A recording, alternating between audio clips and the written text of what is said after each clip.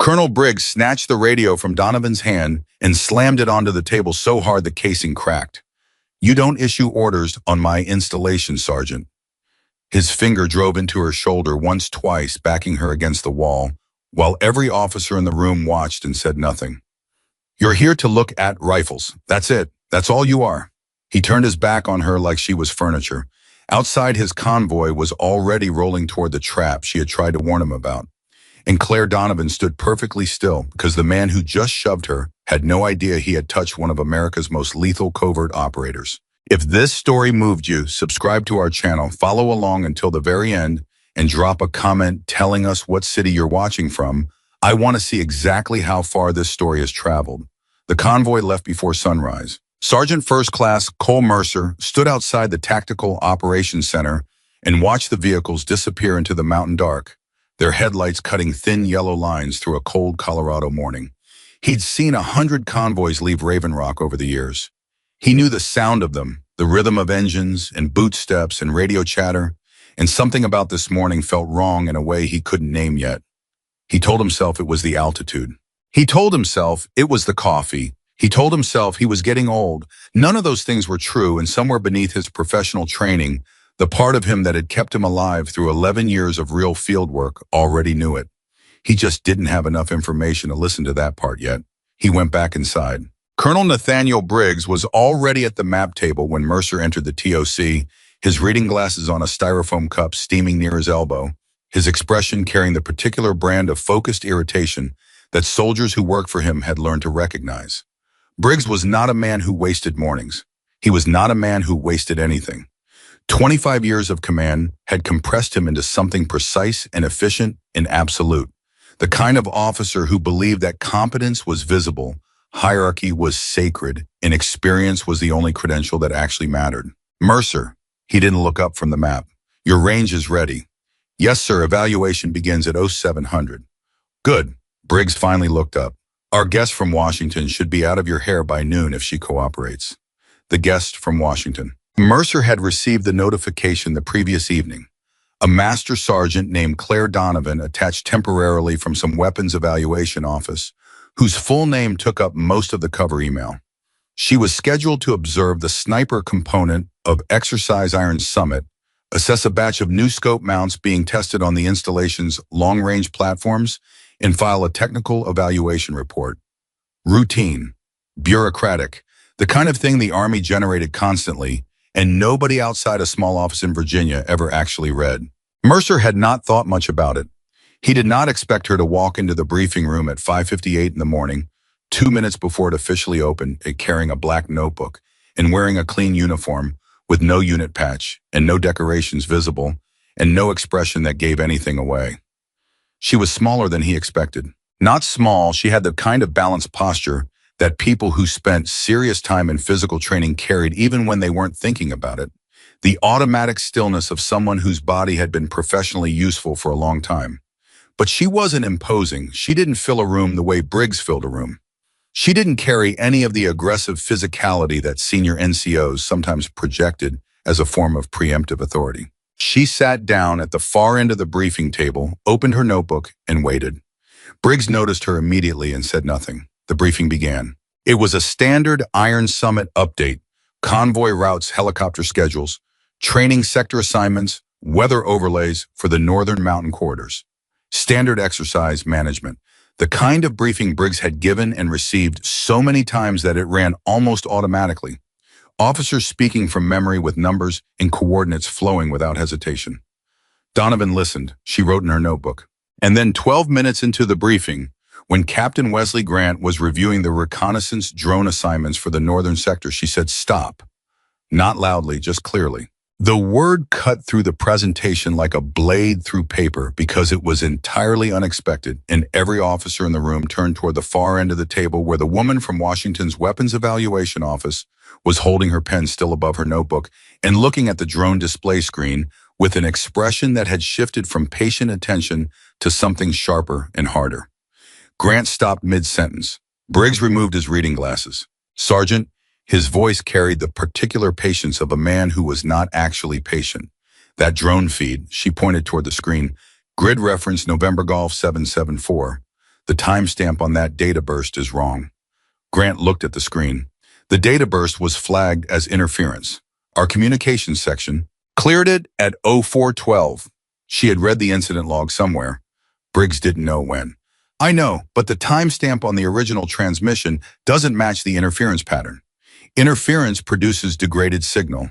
That transmission was clean for 17 seconds before it dropped. The room was quiet. Mercer looked at the screen. He wasn't a communications specialist. He couldn't see what she was describing. Grant said carefully, a 17-second anomaly in a communications environment. This complex is well within expected parameters, Sergeant. We have several hundred personnel generating electronic signatures across 6 training sectors. That grid reference is Sector Echo, she said. Nobody responded immediately. Sector Echo was the designation for the northern portion of Raven Rock's training territory, which included a decommissioned radar installation that had been officially disconnected from the military communications infrastructure several years earlier. It was used occasionally for training exercise as a navigational reference point, but it had no active electronic systems. Nothing there should have been transmitting anything. Sector Echo is inactive, Grant said. The signal came from there. Briggs set his glasses on the table. Sergeant Donovan, his voice had shifted now into something quieter and more deliberate. You've had access to our operational briefings for approximately 12 minutes. Our communications staff reviewed that anomaly for 3 hours this morning. Are you suggesting they missed something? She looked at him directly. I'm suggesting the exercise should be paused and the northern sector locked down until that transmission source is identified. The silence that followed was not brief. Mercer watched Briggs.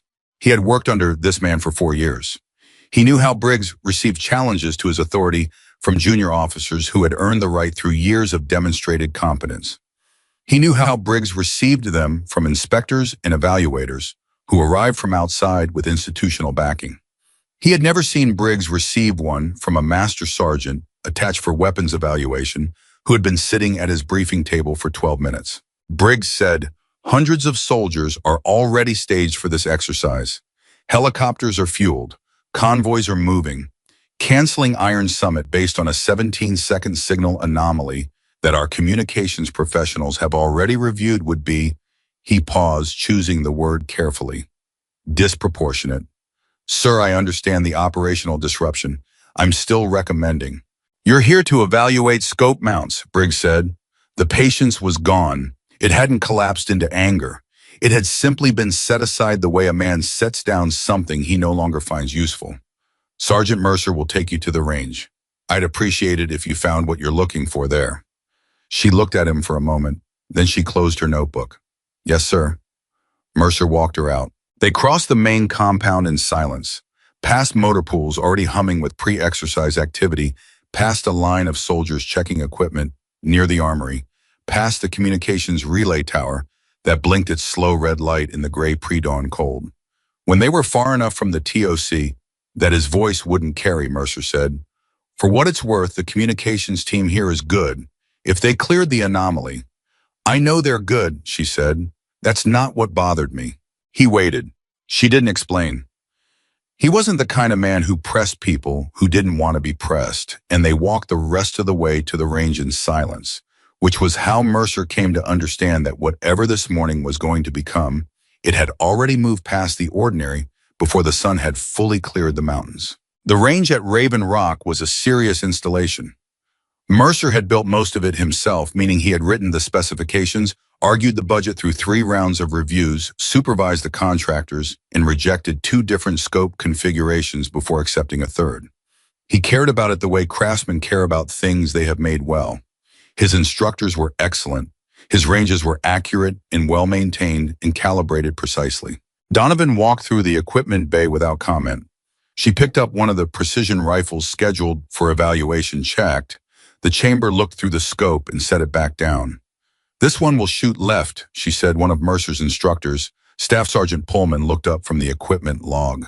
We zeroed that yesterday, Sergeant. I know. She picked up the rifle again and looked at the mount. The base has microfracture stress on the rear lug contact. It's torquing slightly under the scope weight. It'll hold 0 in static conditions, then print left as it heats up. Pullman looked at Mercer. Mercer looked at the rifle. I took it and examined the mount himself using the light from the overhead fixture, tilting it the way she had tilted it. He almost didn't see it. It was incredibly small, a stress line barely wider than a human hair, almost invisible except at a particular angle under direct light. Get the optical comparator, he said to Pullman. Run it against the tolerance spec. Pullman left. Mercer set the rifle down. How long have you been in weapons evaluation, he asked. Long enough, she said. That's not an answer. She looked at him steadily. No, it's not. He decided to let it go. Pullman returned 20 minutes later with the comparator reading. The mount was outside specification by a margin that would produce exactly the deviation she had described. Mercer replaced it himself. He didn't ask her how she knew. Not yet. They ran the equipment checks through mid-morning, and during that time Mercer observed something that he later tried to explain to people who hadn't been there and found he couldn't fully describe. It wasn't any single thing. It was a pattern. She handled every weapon with a kind of automatic efficiency that didn't come from technical training or specifications manuals. It came from repetition, from doing something so many times that your hands no longer had to think about it. Your hands just knew. Technical evaluators knew specifications. They did not know weapons the way she knew weapons. One of the younger instructors, a sergeant named Costa, challenged her directly after the morning checks. Costa was 26 and genuinely talented, and also young enough to believe that genuine talent entitled him to certainty. The manual says that dwell time on this system is 40 milliseconds, Costa said, holding a modified carbine that was part of a secondary evaluation package. But you adjusted the gas setting like you were cutting it to 35. 37, she said. The spec says 40. The spec was written for standard ammunition. That barrel's running 700 psi above the test condition pressure curve. At 40 milliseconds, you're going to get accelerated bolt carrier wear, and you'll see it in accuracy degradation after about 400 rounds. Costa stared at her. How do you know what the barrel's running? He asked. We haven't measured it. I know what the barrel's running because I know what that barrel sounds like. She said, get a pressure gauge, measure it, then tell me what you find. Costa measured it. It was 11 psi short of what she had said. He told her. She nodded. Adjust for it.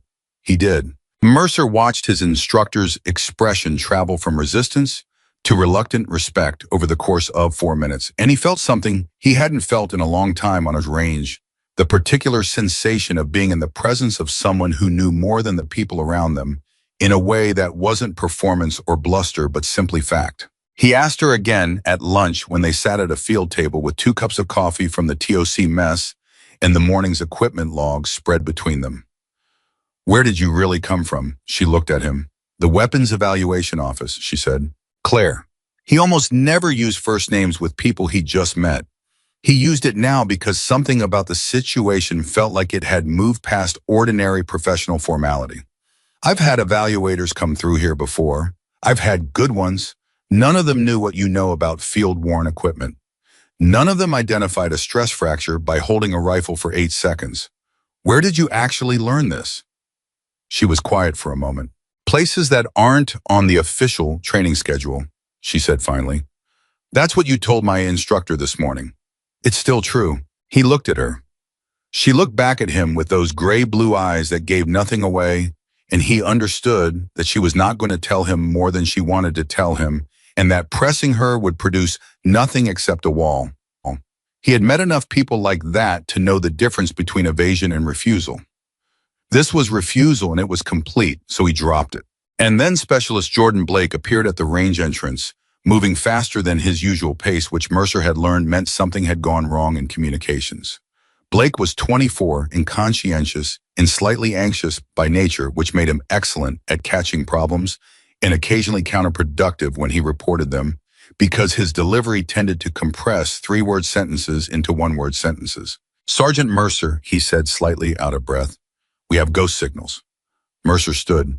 Explain. Friendly ID transponders. IFF signals identification friend or foe. The system is reading American military vehicles in grid sectors where we don't have American military vehicles. 3 separate readings in the last 20 minutes. The first one I thought was a transponder calibration error. The second one I reported to communications. The third one, he stopped. The third one appeared in a sector that has no vehicles at all, No exercise units, nothing. It's showing a full convoy signature in an empty corridor. Mercer looked at Donovan. She had already stood up. Someone is cloning your IFF signals, she said. Her voice was quiet, but her eyes were not quiet. They're generating false friendly signatures to manipulate your tactical picture. Your command network thinks it's tracking American vehicles that don't exist. Blake looked at her, then at Mercer. That would require military-grade signal intelligence equipment, she said. Yes. Nobody could get that kind of equipment onto an active Army installation without Blake. Her voice cut through his sentence cleanly. Disconnect the tactical network from the northern sector feeds. Do it now. Blake looked at Mercer. Mercer was looking at Donovan. Then he nodded at Blake. Do it. Blake pulled his radio. Briggs's voice came through before Blake could transmit. All stations, this is actual. Maintain all exercise network connections. I say again, maintain all connections. Any disruption to the exercise network requires my direct authorization. Blake froze. Mercer said into his own radio, Colonel, we have irregular IFF signatures in multiple northern sectors. Sergeant Donovan believes, I'm aware of the IFF irregularities, Briggs said. Communications is investigating. The exercise continues. Donovan reached for the radio. Mercer hesitated, then handed it to her. Colonel Briggs, she said, whoever is generating these false signals has direct access to your exercise network's authentication protocols. That level of access means they can do more than confuse your tactical picture. They can redirect units. They can generate false navigation instructions. They can Sergeant, Briggs's voice was flat. You are not an intelligence specialist. You are not a communications specialist. You are here to evaluate equipment. I would ask you not to step outside that lane. Sir, that is not a request, Sergeant Donovan. She handed the radio back to Mercer. She didn't say anything. She picked up her black notebook and looked at the grid references Blake had written down. Mercer watched her trace a line between the false FF positions with her finger. She drew the line 3 times. Then she pulled out a separate map from her notebook, printed at a different scale than the exercise maps, showing terrain contours that Mercer recognized as the Northern Mountain Corridor, but with several annotations he didn't recognize and couldn't read because they were in a different format than any Army overlay he had ever seen. She traced the line a 4th time, and then her expression changed. It changed the way expressions change when someone connects the last piece of a puzzle they've been holding for hours. Not surprise exactly, more like the grim satisfaction of being right about something you were hoping you were wrong about. Blake, she said, those false IFF positions, give me the exact grid references. He read them off. She plotted them on her map. Then she plotted the drone anomaly from the morning briefing. Then she plotted Sector Echo. She laid her pen across the points. They formed a corridor. They're not just confusing the picture, she said. Look at where the false signatures are appearing. They're on the east approach. Every reading is pushing your tactical picture the way your commanders are reading troop positions toward the west. If your command network shows American assets concentrated on the western approach, every available reaction force gets committed to the west. Mercer looked at the map, which leaves the east open, she said, specifically the maintenance corridor behind Sector Echo. The radar station is decommissioned. She looked at him. Is it? She asked. The radio burst to life before he could answer. It was a controller from the northern training sector, and his voice was stripped of the professional calm that exercise controllers were supposed to maintain. All stations, this is November 6. We have live fire. I say again, live fire in the northern sector. Bravo 3 lead vehicle is hit. Engine block strike. This is not exercise fire. I say again, this is not exercise fire. The range went completely silent. Mercer stared at the radio. Blake had both hands pressed flat against the table like he needed something to hold on to. Donovan was already moving. She picked up her rifle case from the equipment rack, the case she had carried in when she arrived, which Mercer had assumed contained a weapons evaluation kit, and she moved toward the range exit with the smooth, unhurried speed of someone who had done this before, in conditions much worse than this, and knew that panic was the enemy of the next 30 seconds. Mercer, she said without stopping, I need you. He grabbed his own weapon. He followed her without asking why. He followed her because in 11 years of field work, he had learned to recognize the difference between people who moved like they knew where they were going and people who moved like they hoped they were going the right direction. She knew exactly where she was going. They left the range and moved into the mountain terrain north of the main compound, moving through the tree line fast and low, Donovan setting the pace, and Mercer matching at his legs, burning slightly from the altitude change as they climbed the slope above the convoy route. Behind them, Mercer could hear the exercise network dissolving into genuine emergency communications, the controlled language of a training environment fracturing into the sharper, stripped language of real contact. Donovan moved along the ridge without slowing. He came up beside her. "You know where the firing positions are?" "I know where I'd put them," she said. She pressed against a rock face and raised her rifle, scanning the slope below through the scope. Mercer did the same from a different angle. "I have 3 positions," she said. "One high, left, one mid-right, one in the tree cluster at the bend." "How are they?" "They're not shooting to kill," she said. He processed that. "Say again."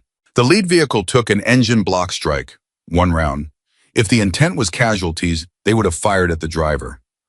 "They were stopping the convoy, not destroying it." She kept scanning. "Watch the direction the vehicles are being pushed." He watched. The convoy, reacting to fire from the left side of the route, was maneuvering right, which in this terrain meant moving toward the lower canyon, approach to the eastern corridor she had traced on her map 20 minutes earlier. "They're not ambushing the convoy," she said. "They're steering it." He felt the cold understanding move through him like water. "Hurting them," he said, toward Echo. She reached for the radio and keyed Briggs's frequency. "Colonel Briggs, this is Donovan. The convoy is being directed by precision fire toward the eastern corridor. Do not advance, Bravo Company. Pull all units away from Sector Echo immediately." A pause. "Then Bravo Company is already moving, Sergeant. We are not surrendering the eastern sector to hostile fire." "Sir, the hostile fire is directional. They're driving your people somewhere." "I'm aware of what's happening on my installation, Sergeant Donovan." "Then you know that if Bravo Company reaches that corridor, Bravo Company will engage the hostile element and neutralize the threat. That is the doctrine, and that is the order." "Colonel, stand by for communications discipline, Sergeant." His voice had dropped to something absolutely final. "You do not have operational authority on this installation." "I do. Stay off this net unless you are reporting casualties." The radio fell silent. Mercer looked at her. Her jaw was set. Her eyes were moving across the slope below them, tracking the distant shapes of vehicles moving east. Soldiers fanning out into formations she could see better than he could from her position on the ridge. "Mercer," she said quietly. "Yeah. If you had to get something out of a hardened communications facility without anyone knowing you'd been there, how would you do it?" He thought about it. "I'd create a diversion big enough to pull every reaction element away from the facility's perimeter. Something that looked like a serious threat. Something that demanded an immediate tactical response." She nodded slowly. "And if the facility had an underground communications trunk," she said, "if it was connected to a classified network, if someone had pre-positioned equipment to access that network from a hardened junction point inside the facility, they'd need time," he said, "uninterrupted time with no security personnel within response distance." "How much time?" He thought about it. "Depends on what they're pulling. If they knew the architecture of the system in advance." He stopped, because the answer was already forming, and he didn't like its shape. 20 minutes, maybe less. She looked east toward the convoy, now fully committed to the corridor below, toward the mountains beyond where the abandoned radar installation sat in its official state of disconnected, decommissioned silence. "We don't have 20 minutes, she said. Then she started moving again, faster this time. And somewhere in the operational silence between her last words and the sound of her boots on the rock, Mercer understood something he hadn't understood before. Something that had been accumulating since 5:58 in the morning when she walked into the briefing room and sat at the far end of the table with her black notebook. Something that had been growing through every weapon she touched and everything she knew that she shouldn't have known and every answer she hadn't given him. Whoever this woman was, she hadn't come to Raven Rock to evaluate rifles. She had come here for something else entirely, and whatever that was, it was happening right now. "Who are you?" he said. She didn't slow down. "Right now," she said, I'm the person trying to keep your soldiers from walking into the middle of a classified operation someone else planned for your installation. And this morning yesterday, when you came through the gate with your weapons evaluation and paperwork, she glanced back at him, just briefly, just long enough for him to see that what was in her eyes wasn't evasion and it wasn't performance. It was something that looked more than anything else like the particular weariness of someone who has carried a very serious responsibility alone for a very long time. Someone who gave you a direct order no one listened to, she said, and she turned back to the mountain and kept moving. Mercer didn't ask any more questions. That was the thing he would remember later, when everything was over and people kept asking him what it had been like to work beside her during those 48 hours.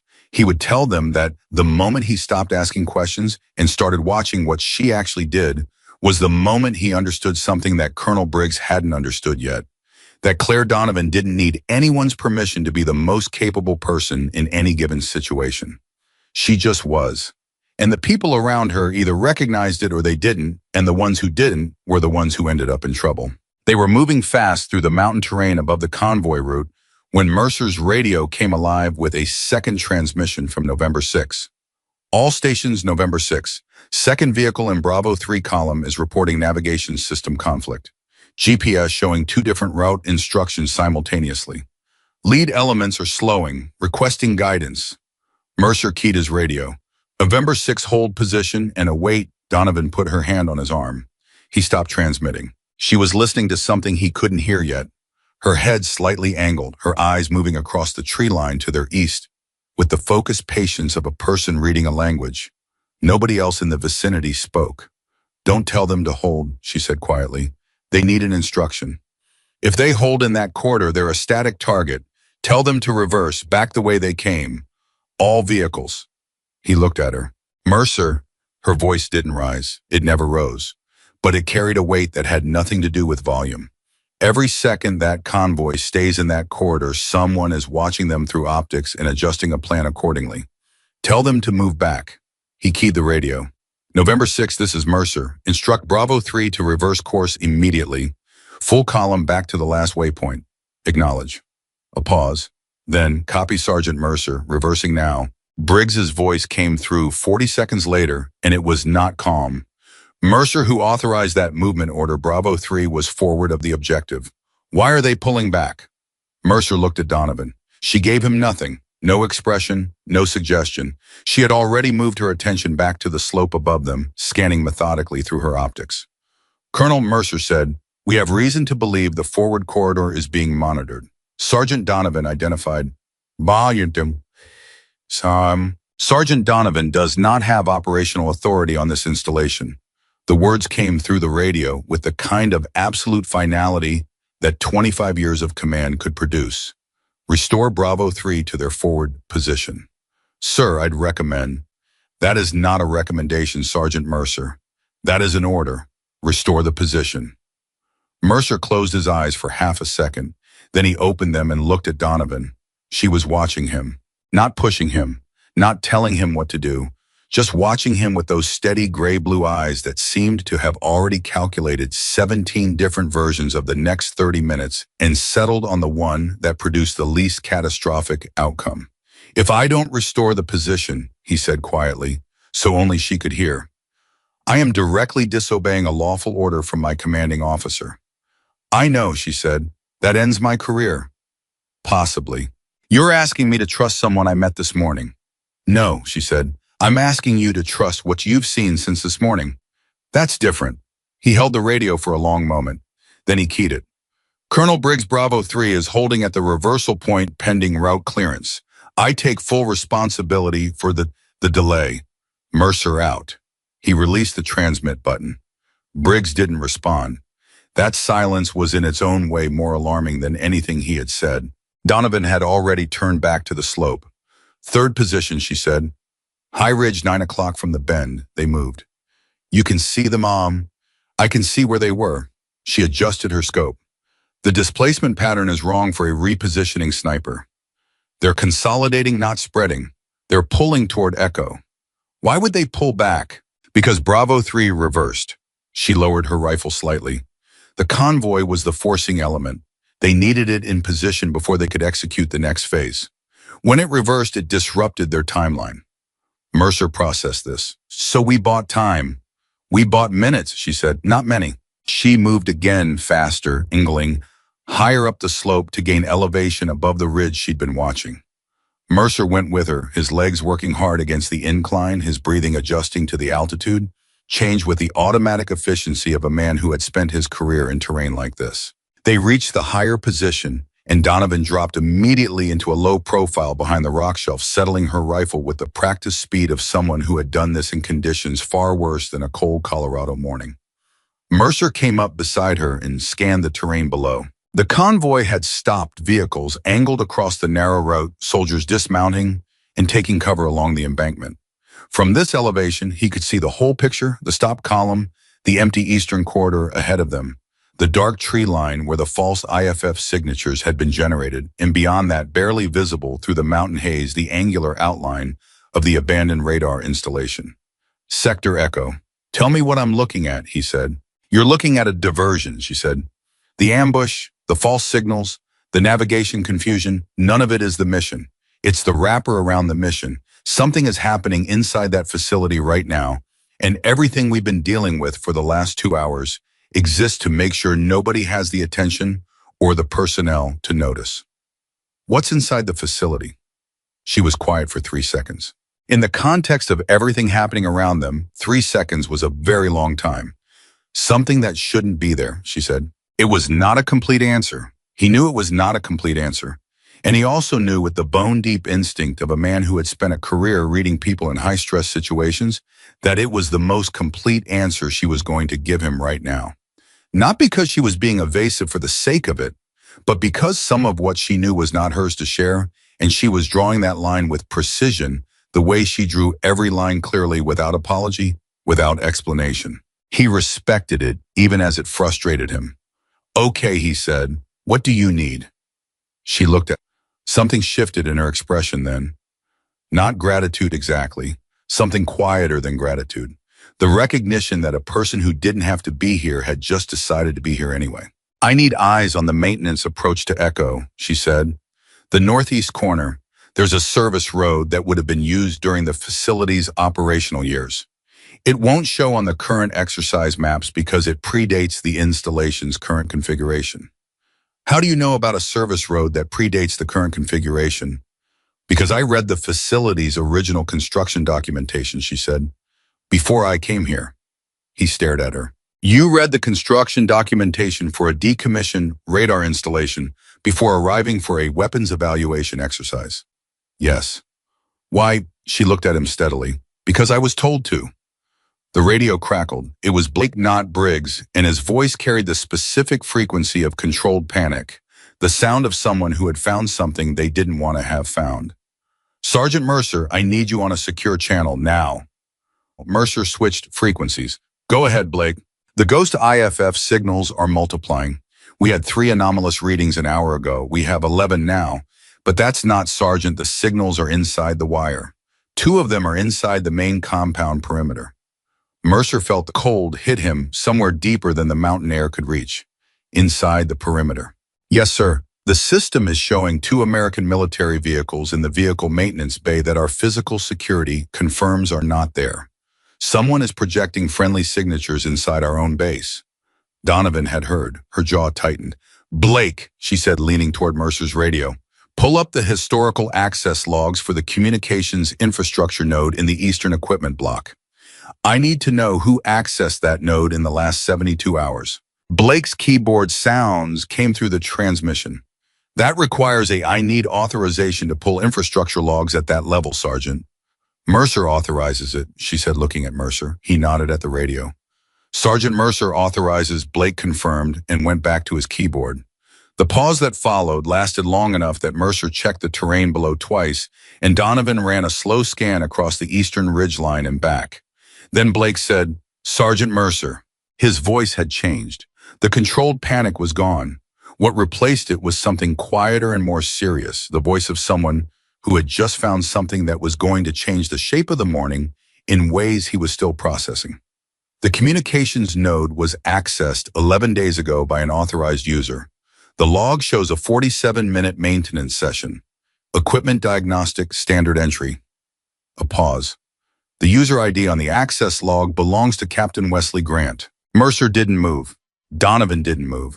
Below them, the convoy sat motionless in the corridor, soldiers waiting for orders that kept shifting. A situation that should have been a controlled training exercise now stretched across 3 frequencies of genuine emergency communication. Blake, Donovan said carefully, does the maintenance log include any equipment modifications? The log shows standard diagnostic. But, Blake stopped. But what? The timestamp on the diagnostic completion is 47 minutes after entry. The diagnostic tool we use for that node runs in 12 minutes maximum. I've run it myself. It takes 12 minutes. 47 minutes. 35 minutes unaccounted for. 35 minutes inside the communications infrastructure node day with an authorized access credential and no one watching. Mercer said nothing. Donovan said nothing. They looked at each other across the rock shelf with the wind moving between them and the convoy sitting in the corridor below and the mountain holding everything in its cold, indifferent silence. Blake, she said finally, don't share that log with anyone.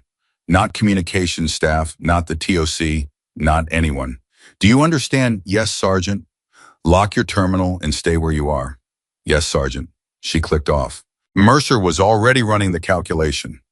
Wesley Grant, operations officer, 4 years at Raven Rock. Briggs's most trusted subordinate, the man who stood beside the colonel at every briefing, who coordinated movements and managed communications and recommended tactical dispositions, and had for the entirety of this morning been standing at the map table with a perfect view of every decision being made.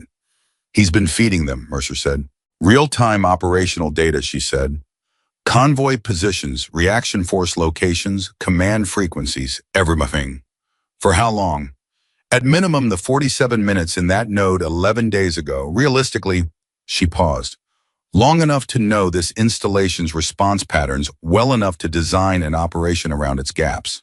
Mercer felt something move through him that wasn't quite anger and wasn't quite fear. It was the particular sensation of discovering that something you had trusted completely had been corrupted somewhere in its foundation, and that the corruption had been there long enough to matter. He had served alongside Grant at a function 3 weeks ago.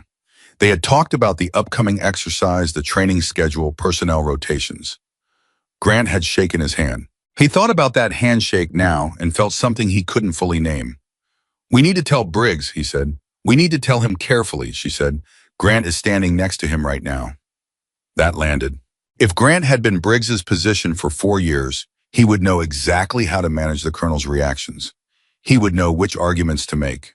He would know how to redirect suspicion. He would know how to make a woman from Washington's Weapons Evaluation Office sound like the least credible source of intelligence in the room. If we tip Grant that we know, Mercer said slowly, he will move before we can contain him. Yes. But if we don't tell Briggs, the operation continues with a compromised operations officer standing at the command table. Yes. There is no good option here. There's one, she said. She reached into the inside pocket of her jacket. Mercer watched her hand emerge with a small device he didn't recognize. Flat matte black, roughly the size and shape of a deck of cards, but thinner with a single recessed button on one face. What is that? He asked. She looked at it for a moment. Insurance, she said. She didn't explain further, and he didn't push her, because at this precise moment, Briggs's voice came through the radio again, and the tone of it was different from anything Mercer had heard from him all morning. The command precision was still there, but something underneath it had cracked slightly, the way ice cracks before it gives way entirely. All stations, this is actual. We have a soldier down in the northern corridor. I say again, 1 casualty, non-fatal northern corridor. Medics are responding. All reaction forces are ordered forward to the Echo approach immediately. A pause that felt deliberate. All units full advance, now. Donovan was on her feet before Briggs finished the transmission. He's committing everything, she said. Someone is hurt. Someone may be hurt, or the casualty report is false, generated by the same people who generated 11 IFF phantom signals this morning. She was already moving along the ridge.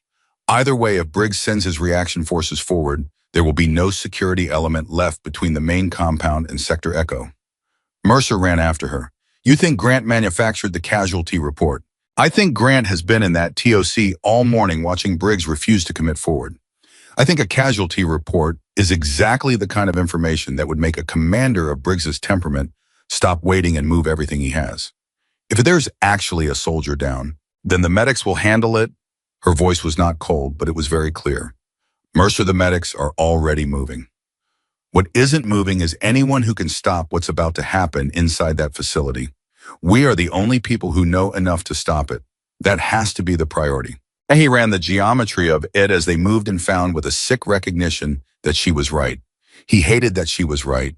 He hated the calculation that put operational priority above a potential casualty. Even knowing it was the correct calculation, even knowing that the medics were already responding and his presence at that scene would change nothing. He kept moving. They came around the north face of the ridge, and the terrain opened up below them. The maintenance road she had mentioned, barely visible under years of disuse, a pale scar running northeast through the scrub toward the rear corner of the facility.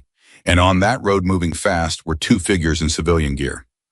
Donovan dropped to a knee. Mercer dropped beside her. Through his optics, he could make out shapes, movement equipment, cases being carried between the two figures. Military issue cases, the kind designed for electronic hardware. They're extracting, he said. No, she watched them for 3 seconds. They're delivering. Those cases are going in, not out. Whatever they're transferring to that communications trunk, they need hardware on site to complete it. How long does that give us? To set up equipment of that complexity inside a hardened facility. She ran the math visibly, her expression moving through calculations he couldn't follow. 20 minutes from the moment they enter, maybe 25. She pulled out her radio and switched to a frequency Mercer didn't recognize, a channel not on the Raven Rock exercise network, not on any standard Army communications architecture he had ever been assigned. She spoke into it, not loudly, not urgently, with the flat, precise cadence of someone delivering a prepared report. Sentinel-7 actual, authentication Donovan Delta 4, requesting channel confirmation Grace 6. Static, then a voice Mercer had never heard coming from somewhere that was very clearly not Colorado. Grace 6 confirmed. Go ahead, 7. Operation is active. Target facility engaged. I need a command channel to Raven Rock TOC authorization override level Black 1, direct to installation commander. Confirm available. A pause. Confirming, standby for routing. Mercer stared at her. She looked back at him, and for the first time since 5:58 that morning, she let him see something she had been keeping very carefully contained. Not fear, nothing like fear, but the specific weight of a person who has been carrying the entire shape of a crisis alone and is reaching the moment where carrying it alone is no longer an option. Mercer, she said, yeah. What I'm about to do is going to change everything Briggs thinks he knows about this situation. About me, about this morning. She held his eyes. I need you to stay in position regardless of what you hear over the radio. Can you do that? Depends on what I hear. She almost smiled. Not quite, but almost. Fair answer, she said. Then the radio came alive again, and the voice on it now was not from an unknown frequency. It was Major General Rebecca Shaw, and she wasn't calling Mercer. She was calling Colonel Nathaniel Briggs directly on his command frequency, and Mercer's radio was close enough to Donovan's that he caught the transmission clearly, every word of it, in the particular tone of a 2-star general who does not repeat herself and does not explain herself more than once. Colonel Briggs, this is Major General Shaw, Special Operations Command. You will halt all forward movement immediately. You will secure your TOC. And you will listen very carefully to what I am about to tell you about the woman you pushed out of your briefing room this morning. Below them, the two figures with equipment cases had reached the facility entrance. The clock was running. And in the Tactical Operations Center at Raven Rock, Nathaniel Briggs was about to discover exactly who he had dismissed and exactly what it had cost him and exactly how little time remained to make it right. Donovan watched the facility entrance close behind the two figures. She checked her watch. 20 minutes, she said quietly. Then she started running. She ran like someone who had done it under fire before. Not recklessly, not with the desperate scramble of a person reacting to a crisis. She ran with the kind of controlled violence that comes from years of moving through bad situations and learning that panic costs you exactly the seconds you cannot afford to lose. Mercer kept pace beside her, his breathing steady, his eyes moving across the terrain, the way her eyes moved, not looking at one thing, looking at everything, the way soldiers who have survived long enough to develop real instincts always move. Behind them on the radio, Major General Shaw was still talking to Briggs. Mercer caught fragments of it as they ran the transmission, breaking and reassembling across the mountain interference. Shaw's voice, flat, authoritative, the kind of voice that did not perform authority because it did not need to. Colonel Briggs, the individual you removed from your briefing room this morning, holds a field authority designation that supersedes your installation command for the duration of this operation. I need you to understand that clearly before we go any further. A pause, then Briggs's voice and something in it had shifted. The absolute certainty was still there, but underneath it something was beginning to crack. General Shaw, with respect, my orders regarding this exercise. Your orders do not cover what is currently happening inside Sector Echo. Shaw cut through him the way a blade cuts through resistance, not with force, but with precision. Halt your forward elements, secure your TOC and listen. Donovan and Mercer hit the maintenance road at the northeast corner of the facility, and she dropped her pace immediately, moving low and fast along the edge of the scrub, using the terrain the way she used everything, not fighting it, working with it. Mercer came up beside her. 2 minutes since they entered, he said quietly. 18 left, she said. If your estimate is right, it's right. He believed her. At this point, he had no rational reason not to believe her, and several hours' worth of evidence suggesting he should. She stopped at a concrete abutment along the facility's rear wall. Old construction, the kind of poured concrete that predated modern building standards, and had developed the particular weathered texture of something that had been holding against Colorado winters for 40 years. She pressed her back against it and looked at the access point above them, a ventilation housing that would have been standard installation for a facility of this type and age. Service corridor, she said quietly.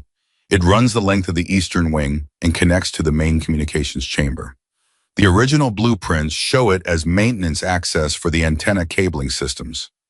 She looked at him. It hasn't been used operationally in at least 15 years, but the physical structure is intact. I confirmed it from the survey photographs in the facility records. You read the survey photographs, he said. I told you I prepared. You prepared like someone who knew this was going to happen. She looked at him directly. I prepared like someone who was sent here because we had reason to believe it might happen. There's a difference. He held her gaze for a moment. Then he nodded once, the compact nod of a man who has decided to stop asking questions about the past and focus entirely on the next 60 seconds. How do we access the corridor? He asked. She pointed upward. He looked at the ventilation housing and felt the particular sensation of a man who has spent his career operating in difficult conditions, being asked to do something that is going to be physically unpleasant. Of course, he said. They went up. It was harder than it looked, which was saying something, because it looked genuinely difficult. The concrete was slick from overnight moisture, and the housing was set flush against the wall with minimal grip surface. Donovan went first, moving with an efficiency that made it look more manageable than it was, and Mercer followed with the determined competence of a man who was not going to be shown up on his own installation. They got through. The service corridor was dark and close, and smelled of old electrical insulation and decades of disuse. They moved through it single file, Donovan leading both of them, navigating by the pale illumination of a single red-filtered light she produced from her vest pocket. Low signature, minimal light, spread, the kind of tool that suggested extensive experience, operating in spaces where light discipline was not optional. Mercer's radio crackled once very quietly, and he muted it before it could broadcast into the corridor. They moved for what felt like 4 minutes and was probably 2, and then Donovan stopped. She held up a fist. He stopped immediately. Through the thin partition wall beside them came the sound of voices. 2 of them, male, speaking in clipped, precise exchanges that had the character of people working against a deadline, not panicked but compressed, every word. Functional, nothing wasted. Donovan pressed against the partition and listened. Mercer pressed beside her. The words were technical, data transfer rates, authentication handshakes, network architecture, terminology that Mercer recognized as communications infrastructure language without being able to parse its specific meaning. But one phrase came through clearly enough that even without a communications background, he understood its significance. Oracle trunk is open, transfer initialized. Donovan's eyes closed for exactly 1 second. When they opened, her expression had settled into something very still and very resolved. She looked at Mercer and held up 3 fingers. He looked back at her and shook his head once very slightly, then held up 2 fingers of his own and pointed at her. She understood. 2 was better than 3. She went. He covered. She moved to the corridor junction and turned the corner, and Mercer held his position with his weapon up and his breathing controlled, in the particular cold clarity of a man who has been in enough real situations to know that the next 90 seconds would determine everything. What happened in those 90 seconds would take him a long time to fully describe to the review board that asked him about it 6 weeks later. What he heard was efficient, indecisive, and completely without theatrical violence. 2 impacts, one voice beginning a sentence that didn't finish, the sounds of equipment being moved, and then silence. Then Donovan's voice level from around the corner.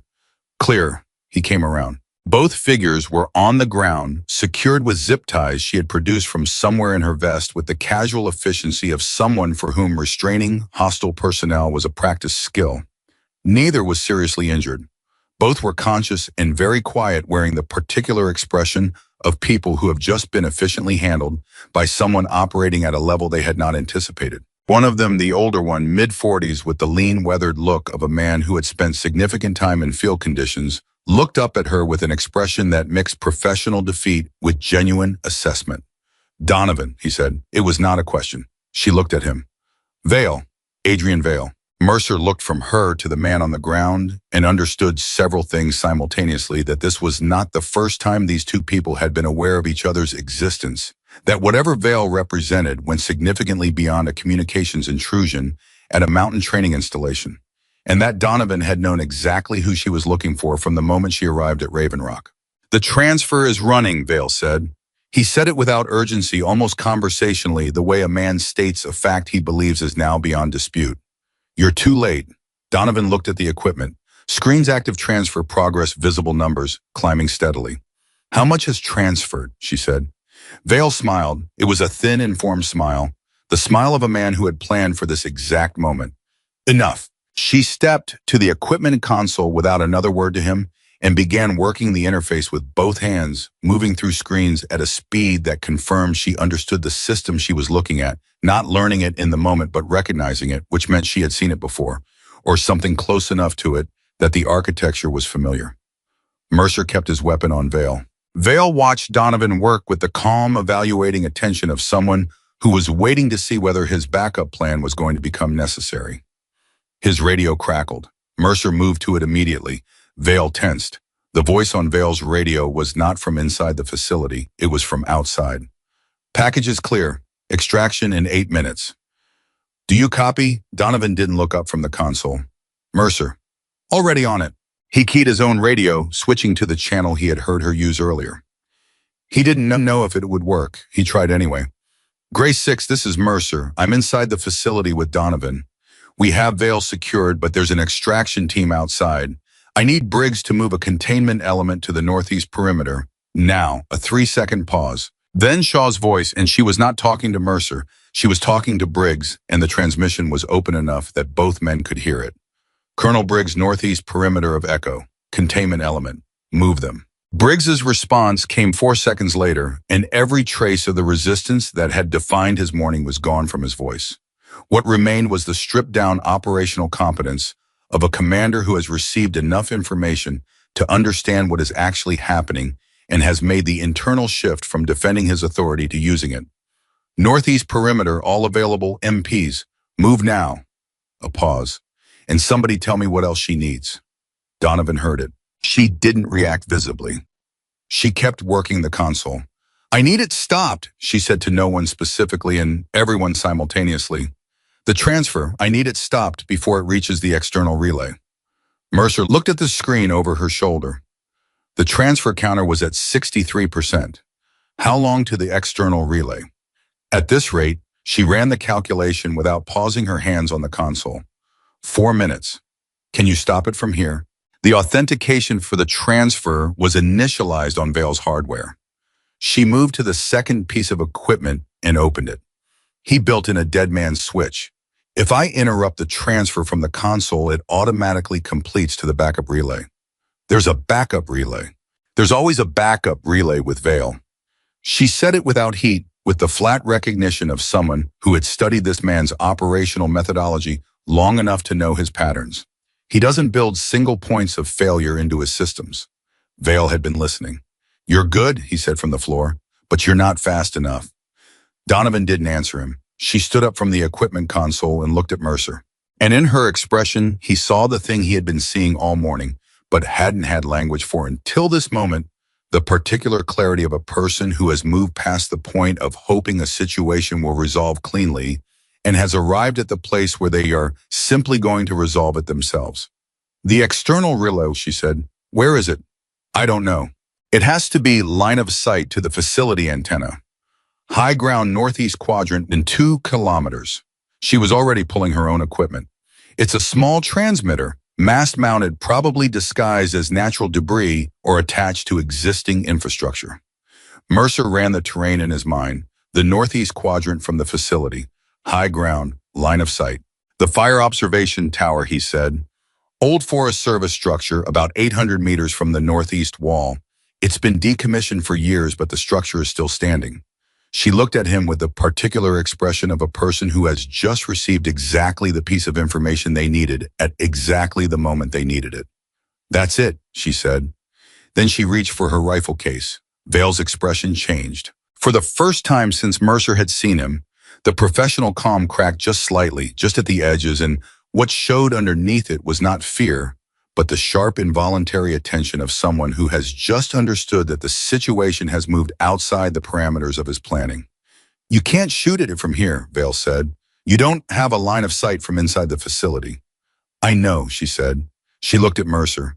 "How long to get back to the ridge we came off?" "Running 6 minutes." She checked the transfer counter. 69%. "Give me 5, she said. She moved. Mercer had a decision to make in the next 4 seconds, and he made it the way he had made decisions all morning, by watching her and trusting the accumulated evidence of everything she had demonstrated since the moment she walked into Briggs's briefing room. He keyed his radio. "Blake." "Here, Sergeant." "The fire observation tower northeast of Echo. I need an exact grid reference in the next 30 seconds. Blake was already moving. "Pulling it now." Mercer followed Donovan back into the service corridor. Behind him, Vale said nothing. Vale was running his own calculations, and whatever those calculations produced, it was enough to keep him quiet and still on the floor of the communications chamber while the transfer counter climbed towards 70%. They moved through the corridor faster than they'd come in the confined space, demanding a bent-low run that was harder on the back than the legs, and Mercer's world compressed into the red-filtered light ahead of him, and the sound of Donovan's boots on the concrete floor, and his own breathing, and the radio on his vest waiting for Blake's grid reference. It came as they reached the exterior junction. "Grid reference for the tower, Sergeant. November Echo 883-2907. Donovan had already heard it.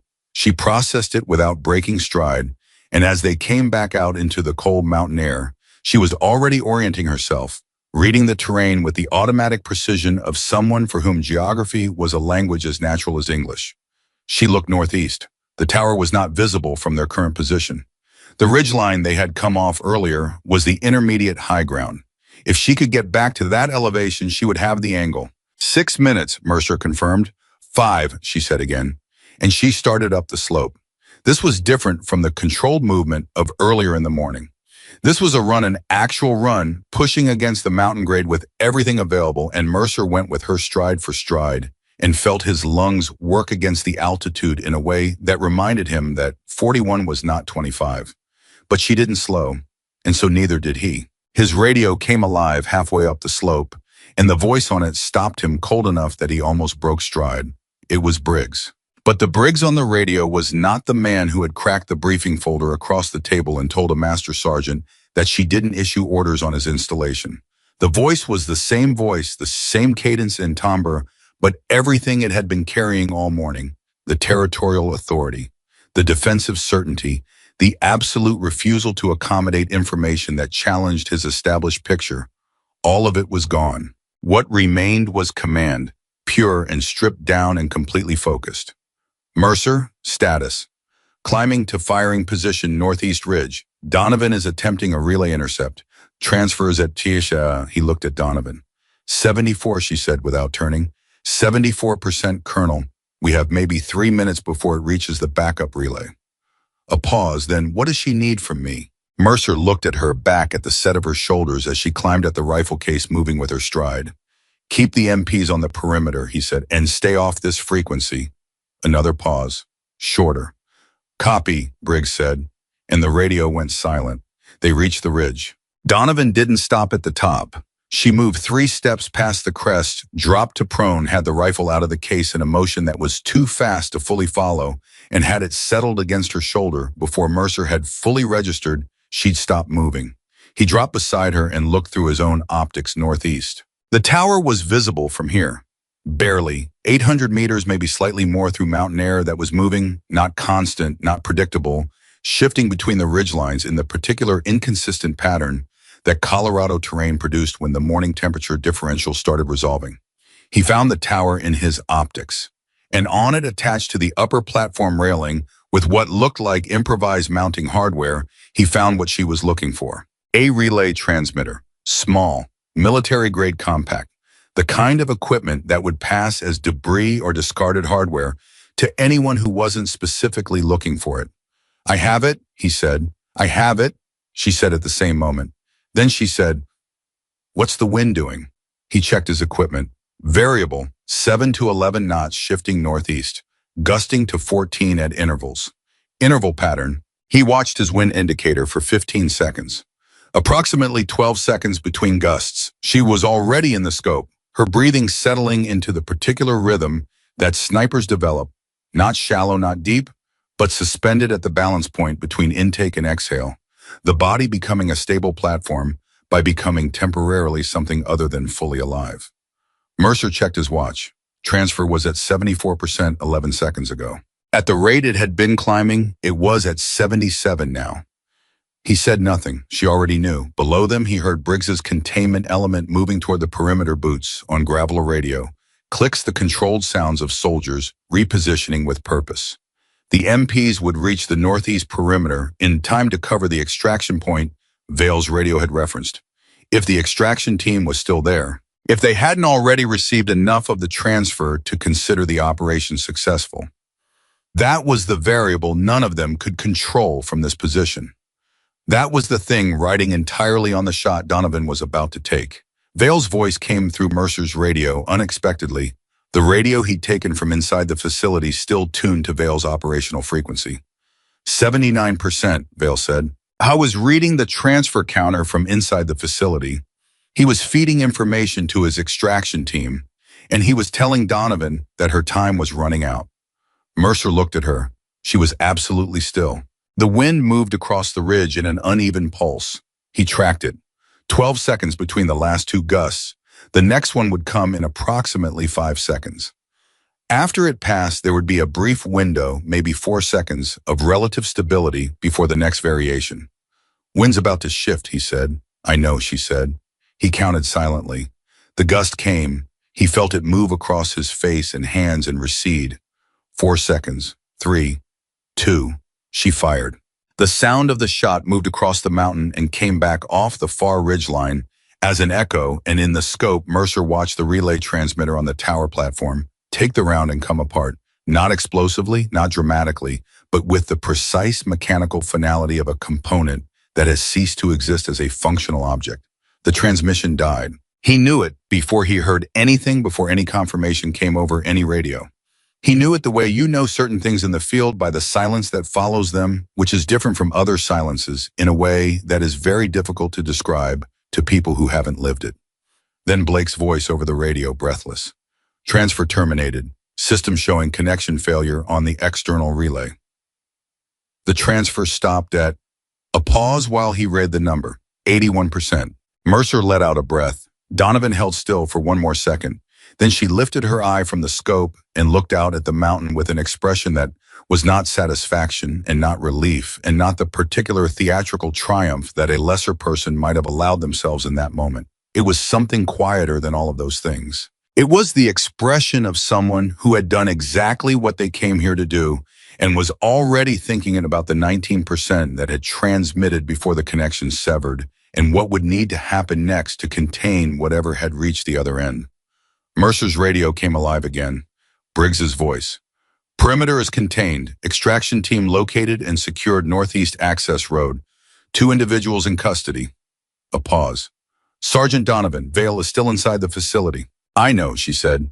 She was already packing the rifle. My MPs are positioned at every exit. Good. Another pause, longer than the previous ones. When Briggs spoke again, his voice carried something Mercer had never heard from him before. Not weakness, nothing like weakness, but the particular weight of a man who is about to say something that costs him something real. I need to understand, Briggs said.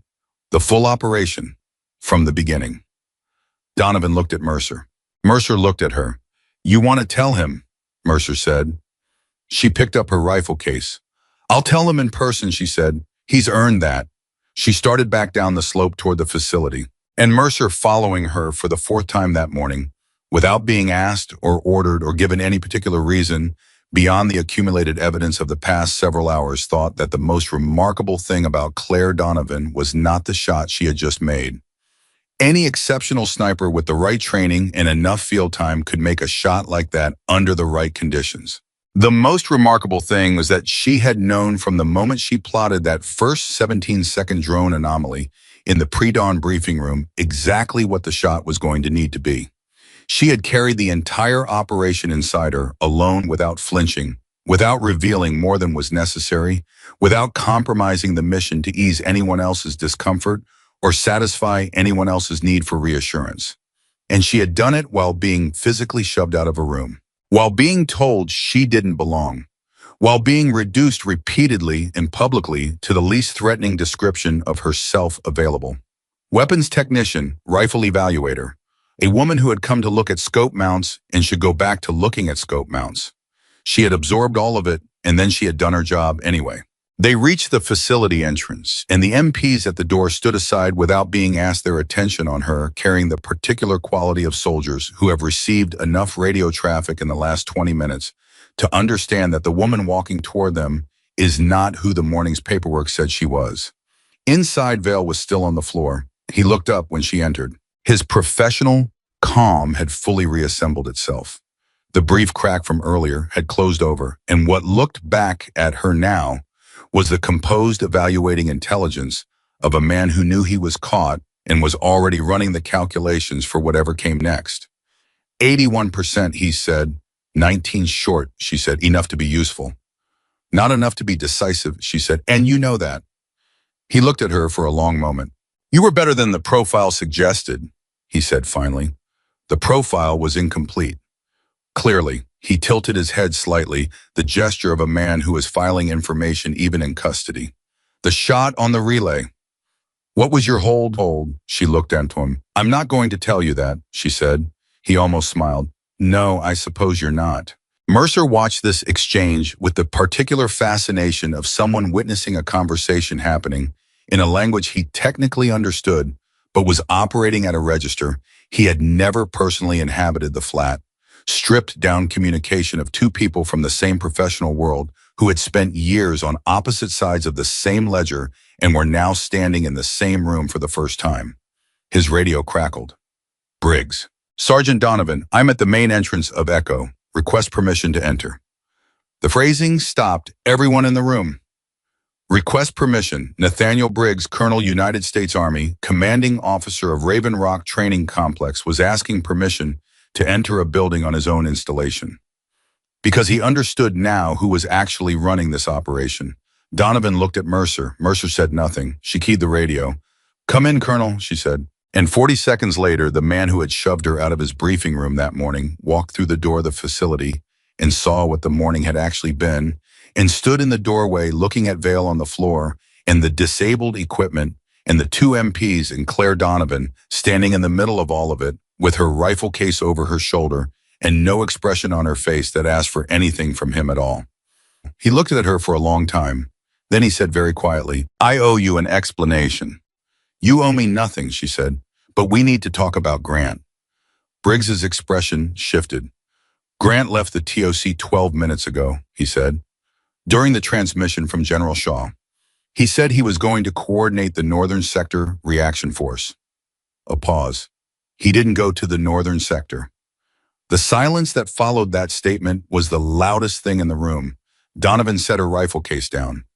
"Where is he?" she said. Briggs met her eyes. "We don't know," he said. The three words landed in the room like a stone dropped into still water. "We don't know."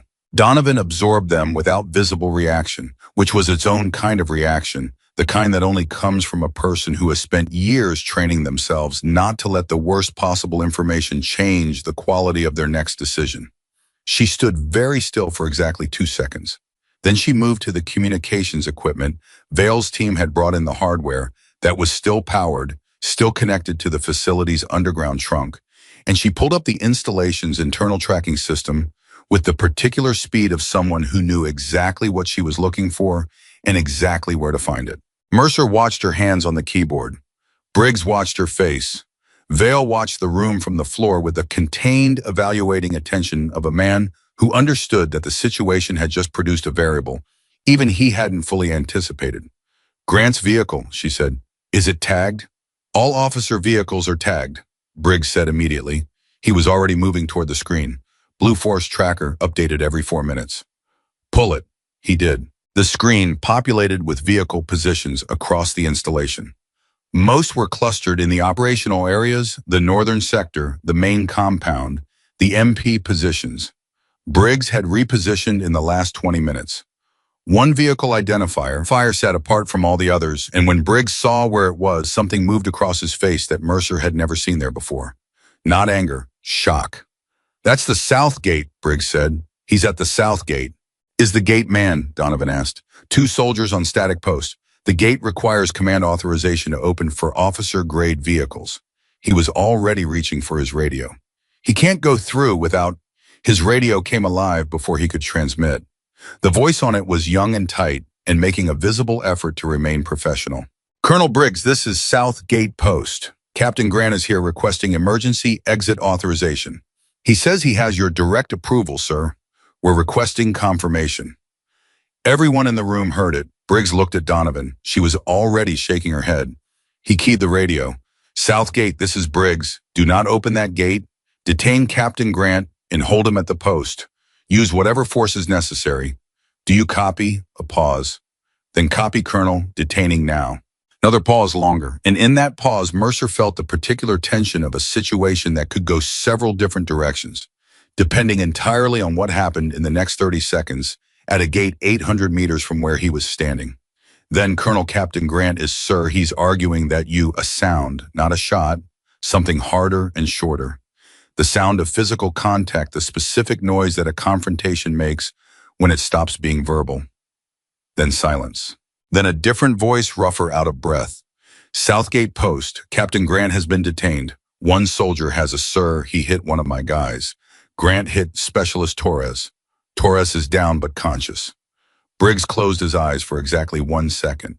When he opened them, Mercer saw something he had not seen in 4 years of working for this man, the specific expression of someone who has just been forced to understand that a person they trusted completely was never who they believed. "Get medical to that gate," Briggs said. His voice was level, completely level, the kind of level that is achieved not by the absence of emotion, but by the decision to place emotion somewhere where it cannot interfere with the next required action. "And keep Grant restrained until I get there personally." "Yes, sir." He lowered the radio. Nobody said anything. In the silence, Vale made a sound that was not quite a laugh. It was the sound of a man acknowledging almost professionally that a contingency he had built into his planning had just failed. He was supposed to be clear by now, Vale said. Not to anyone specific, almost to himself. The timeline was off. Donovan looked at him. "Because the convoy reversed." Vale met her eyes. "Because the convoy reversed," he confirmed. There it was, the whole shape of it, visible now from the inside the choreography that Vale had designed, and Grant had enabled the false signals and the ambush in the casualty report that had been intended to pull Briggs's attention and forces north, while Grant used the chaos to walk out the south gate with the authentication credentials that would have made the 19% of Oracle's data that had transmitted actually usable. Without Grant's credentials, the partial transfer was fragments. Technically recoverable data, but without the authentication architecture. Grant carried it was a puzzle with no key. He was your exit package, Donovan said to Vale. He was the access layer, Vale said. The data means nothing without someone who can authenticate it into a live network. Grant was the only person in this installation with the right combination of clearances and system access to make it operational. And now he's at the south gate and zip ties, Mercer said. Vale looked at him without expression. Yes. Briggs set his radio on the equipment console. He turned to face Donovan fully, and the posture was not the posture of a colonel addressing a master sergeant. It was the posture of a man speaking to an equal, which for Nathaniel Briggs Mercer suspected was one of the more genuinely difficult physical adjustments he had made in a long career. I need to understand something, Briggs said. The operation, from the beginning. How long have you known about Grant? Donovan was quiet for a moment. We identified a potential insider 11 weeks ago, she said. The pattern of information leaks from 3 separate installations pointed to someone with access to a specific classification tier and a specific set of system credentials. Grant's profile emerged as a primary candidate 4 weeks ago. Briggs absorbed this. 4 weeks. Yes. You came here knowing he was the likely suspect. Knowing he was the likely suspect, she confirmed. Not knowing definitively. There were 2 other candidates at 2 other installations. Sentinel-7 was running parallel operations at all 3. She paused. This one turned out to be the active site. Briggs looked at the floor for a moment, then back at her. Why didn't you just arrest him if you knew? Because arresting Grant without evidence of the active operation would have given Vale time to disappear, and Oracle would still be compromised with no recovery path. Her voice was patient but not gentle. She was explaining, not apologizing. We needed Vale active and in the facility. We needed the transfer attempt on record. We needed the full picture. She looked at him steadily. We needed you to run Iron Summit. That landed on Briggs visibly. You needed the exercise, he said slowly. Vale needed the exercise. He built his entire operation around Iron Summit's communications environment, the elevated network traffic, the multiple simultaneous frequencies, the volume of IFF signals that would make his phantom signatures blend in. Without Iron Summit, he had no cover for the intrusion. She let that sit for a moment. So yes, we needed the exercise to run. We needed it to look exactly like what it appeared to be. If it had been canceled or modified, Vale would have known something was wrong and disappeared again. Mercer watched Briggs's face work through the implications of what she was saying. He watched the colonel understand progressively and with visible effort that everything he had believed about this morning, that he was running a training exercise that an inconvenient woman from Washington was trying to disrupt, had been inverted. That the woman he had shoved out of a briefing room had needed the exercise to continue almost as much as Vale had. That his refusal to shut it down, which he had experienced at command authority, had in fact served the operation. I was part of your plan, Briggs said. Not accusing, not angry, just working it out. You were part of the operational environment, she said carefully. Which is different. Is it? She considered that. Your soldiers were never at serious risk of casualties. The hostile elements orders were to disrupt and divert, not to engage lethally. The ambush was designed to stall and redirect, not to destroy. She paused. I would not have allowed Iron Summit to proceed if I believed your people were in genuine lethal danger. But you weren't certain, he said. I was as certain as this kind of operation allows, she said, which is not the same as certain. That honesty cost her something. Mercer could see it, the admission that certainty had not been available, that she had operated in its absence. The way field operators always operated, by managing risk rather than eliminating it. And she offered it to Briggs without softening it because he deserved the unmodified truth and she knew it, and she gave it to him anyway. Briggs was quiet for a long moment. Then he said, Torres is going to be all right. I know, she said. He looked at her. You don't know that. He's 23 years old and Grant hit him once. He'll be all right. She held Briggs's gaze. And when he is, I'd like you to tell him that the action he took today, holding that gate following procedure, when a superior officer was pushing him to bypass it, mattered. Tell him it was part of something real. Briggs looked at her for a long time. Then he nodded, slowly, once. Donovan turned back to the equipment console. The transfer log was still on screen, 81% hard. Stopped the moment the relay transmitter had come apart under her round. She studied the breakdown of what had transferred versus what had been stopped, her expression moving through calculations that Mercer could only partially follow. The 19% that's contained here, she said. I need your communications team to help me identify and isolate the specific data segments before we power down this equipment. The segments Vale's team selected first will be the highest priority intelligence targets. Understanding what they chose first tells us what they valued most. My team will be here in 10 minutes, Briggs said. Make it 7. He reached for his radio without hesitation. Mercer looked at the automatic unquestioned compliance, and thought about 5:58 that morning, the briefing room. The folder cracked across the table, the way Briggs had looked at her like she was an inconvenience to be managed. He thought about the distance between that moment and this one, and marveled at how completely a morning could restructure a person's understanding of another person if the evidence was clear enough and they were honest enough to look at it. His radio crackled. Blake's voice in the controlled panic of earlier had been replaced by something more settled. The tone of a person who has been frightened and has come through it and is now running on the particular clarity that follows genuine crisis. Sergeant Mercer, the casualty report from the northern sector. The soldier down. I've been trying to get confirmation from the medical team. And, Mercer said, there is no casualty. The northern sector medics responded to the report and found nobody. The transmission was generated from a spoofed medical frequency. It was false from the start. Briggs heard it. His jaw tightened. Grant had generated a false casualty report to push Briggs into committing his forward elements in creating the window for his escape. He had used the colonel's instinct to protect his soldiers as a weapon against him. He had taken the thing Briggs cared most about, his people, their safety, and manufactured it into a lever. Where is Grant now? Donovan asked. Southgate Post, Briggs said. His voice was very flat and very controlled. Restrained. I want to talk to him before anyone else does. Briggs looked at her, a different kind of look than the ones that had preceded it.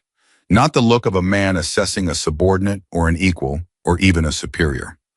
The look of a man who has been completely wrong about something and is still in the early stage of understanding how wrong, and is choosing to respond to that understanding with action rather than defensiveness. I'll take you there, he said. They left Vale in the facility under MP guard and walked the 800 meters to the south gate with Briggs on one side of Donovan and Mercer on the other. And the three of them moved through the installation in a configuration that would not have been imaginable at 5:58 that morning. Grant was sitting on the ground beside the gatepost, wrists secured behind him, his uniform disheveled from the struggle. His expression set in the composed, evacuated blankness of a person who has stopped running a scenario and is now simply waiting for what comes next. He looked up when they approached. His eyes moved to Donovan first, then to Briggs, then back to Donovan. Sentinel 7, he said. He said it the way Vale had said it, not as a question, as a confirmation. The confirmation of a person who had known the designation was operational in his area and had been hoping until this moment that the operation had not been as complete as it apparently was. Donovan crouched in front of him so their eyes were at the same level. Where was the authentication package going? She said. Grant said nothing. Grant. Her voice carried no threat, no heat. It was simply the voice of a person asking a necessary question and expecting an answer, because the alternative, the question going unanswered, was genuinely not something she was prepared to accept. The partial transfer reached an external receiver. I need to know who's on the other end. Grant looked at her steadily. You know I'm not going to tell you that. I know you think you're not going to tell me that, she said. But you've been at this installation for 4 years. You know how this ends. Vale is in custody. Your extraction team is in custody. The transfer is stopped. Whatever this was supposed to accomplish, it didn't accomplish it. She held his eyes. The only variable left is what you give us voluntarily and what we have to find without you.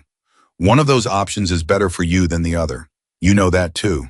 Grant looked at the ground. When he looked up, something in his expression had shifted. Not capitulation, that was not a word that applied to Wesley Grant even now, but something more complicated than defiance. Something that looked more than anything like a man trying to decide how much of what he believed was still worth protecting now that the structure built around that belief had collapsed. You got lucky, he said, the convoy reversing. That wasn't in any projection. It wasn't luck, she said. He looked at her. The convoy reversed because I told it to reverse, she said. And it reversed when I told it to because Mercer trusted what I had shown him rather than what my paperwork said I was. She paused. You built your operation around the assumption that command hierarchy would function predictably, that the ranking officer would reject input from an unvetted outsider, that institutional reflex would override operational judgment. Another pause. Pause. You were almost right. Grant absorbed that. Almost, he said. Almost, she confirmed. Mercer watched this exchange and felt something he found difficult to categorize, the strange, uncomfortable sensation of watching a conversation between two people who were genuinely evaluating each other, finding in the other something that met their own professional standard in a situation where one of them was on the ground in zip ties because the other had been marginally better at the thing they both did. There was no satisfaction in Grant's expression. No hatred, no desperation, no performance of either dignity or defeat. Just the flat, stripped-down assessment of a professional who has lost and knows it and is deciding what to do with that knowledge. The receiver is in Vienna, he said finally. Commercial communications, front third-party cutout. You'll find it whether I tell you or not. It'll be faster if I do. Donovan nodded. Vienna, she repeated, and the word carried the weight of a coordinate being filed, processed, transmitted up through the operational structure toward people who would act on it within hours. She stood up. She looked at Briggs. Colonel, he's yours. Briggs looked at Grant for a long moment. The look of a man looking at someone he had known for 4 years, had trusted with operational authority, had relied on in situations that demanded complete confidence in another person's integrity. He said nothing to Grant.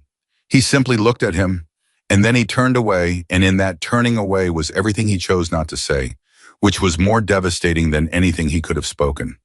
2 MPs came forward, and Grant was processed with the quiet efficiency of a military police element that had been given clear instructions and intended to follow them precisely. Mercer stood beside Donovan and watched. Vienna, he said quietly. Someone will be there tonight, she said equally quietly. The partial transfer doesn't become actionable without Grant's authentication layer.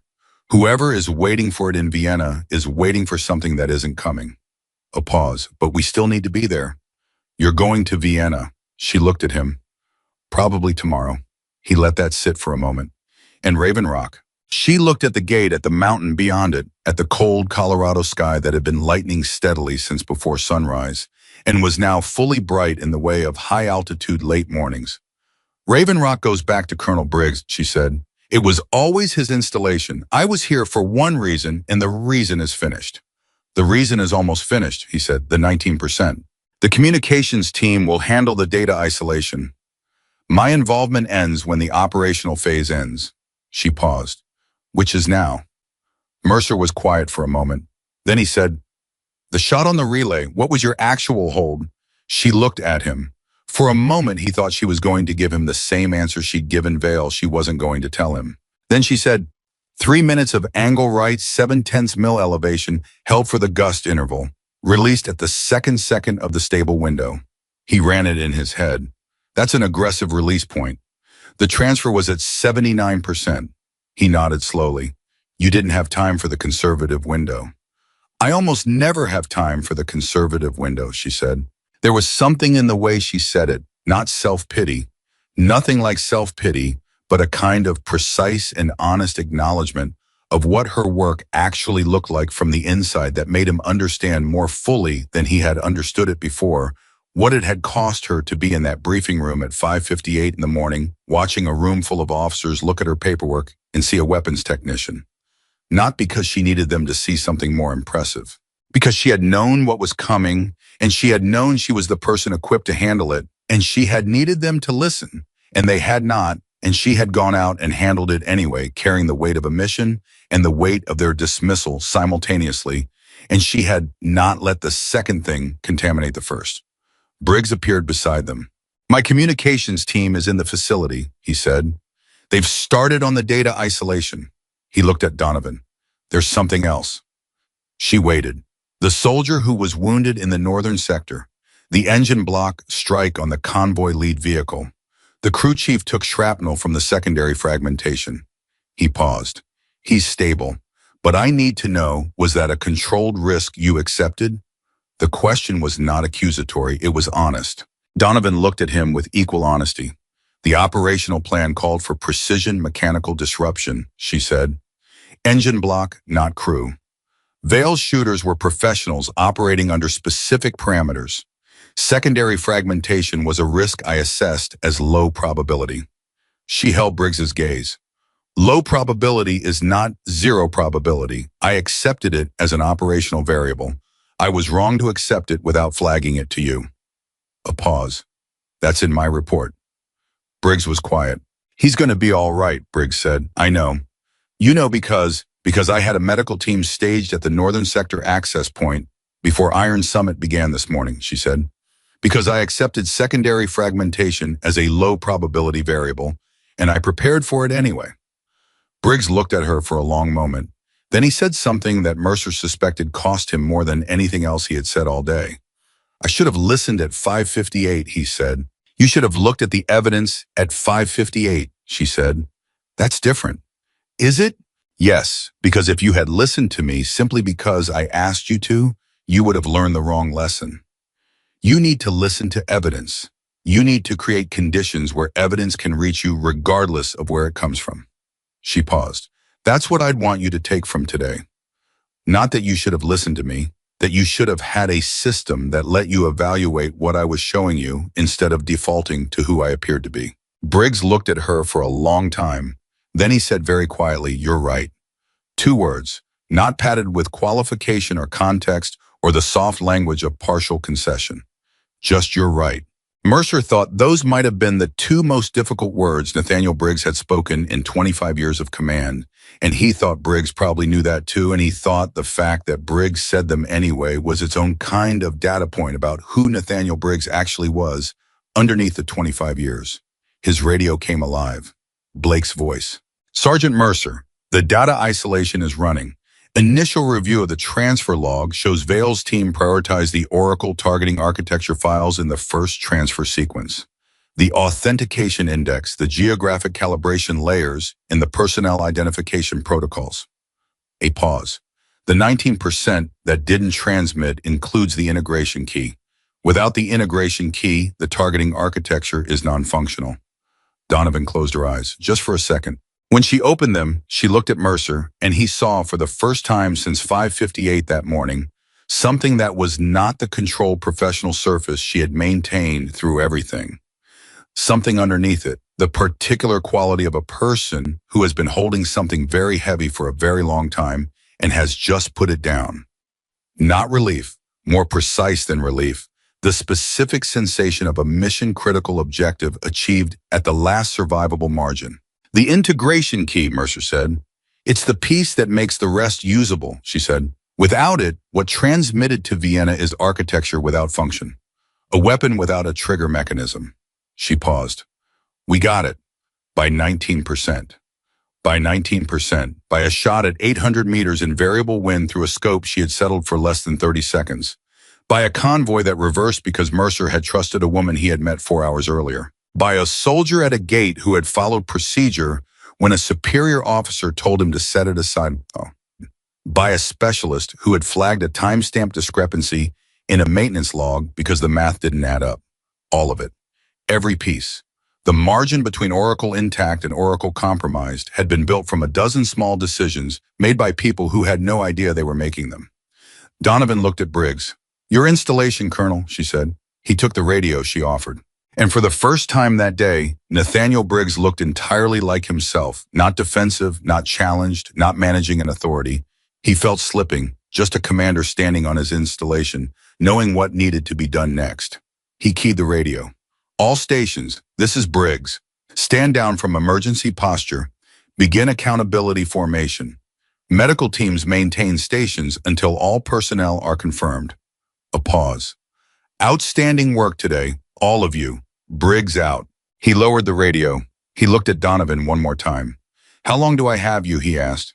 Until tonight, she said. And then she looked at the mountain. Vienna, she said.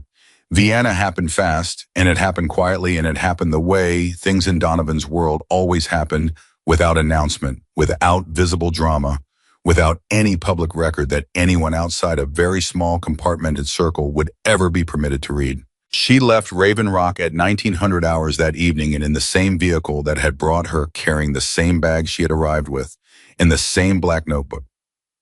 Book now considerably more filled than it had been at 5:58 that morning. Mercer walked her to the vehicle. Briggs came as well, which nobody had asked him to do, and which therefore meant more than if someone had.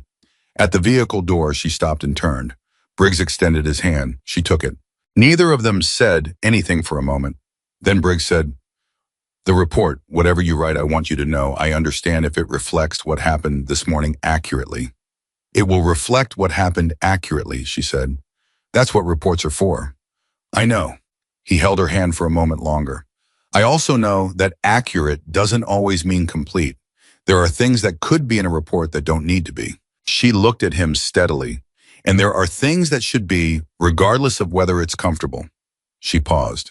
"But I write reports that are useful, Colonel, not reports that are punitive. There's a difference."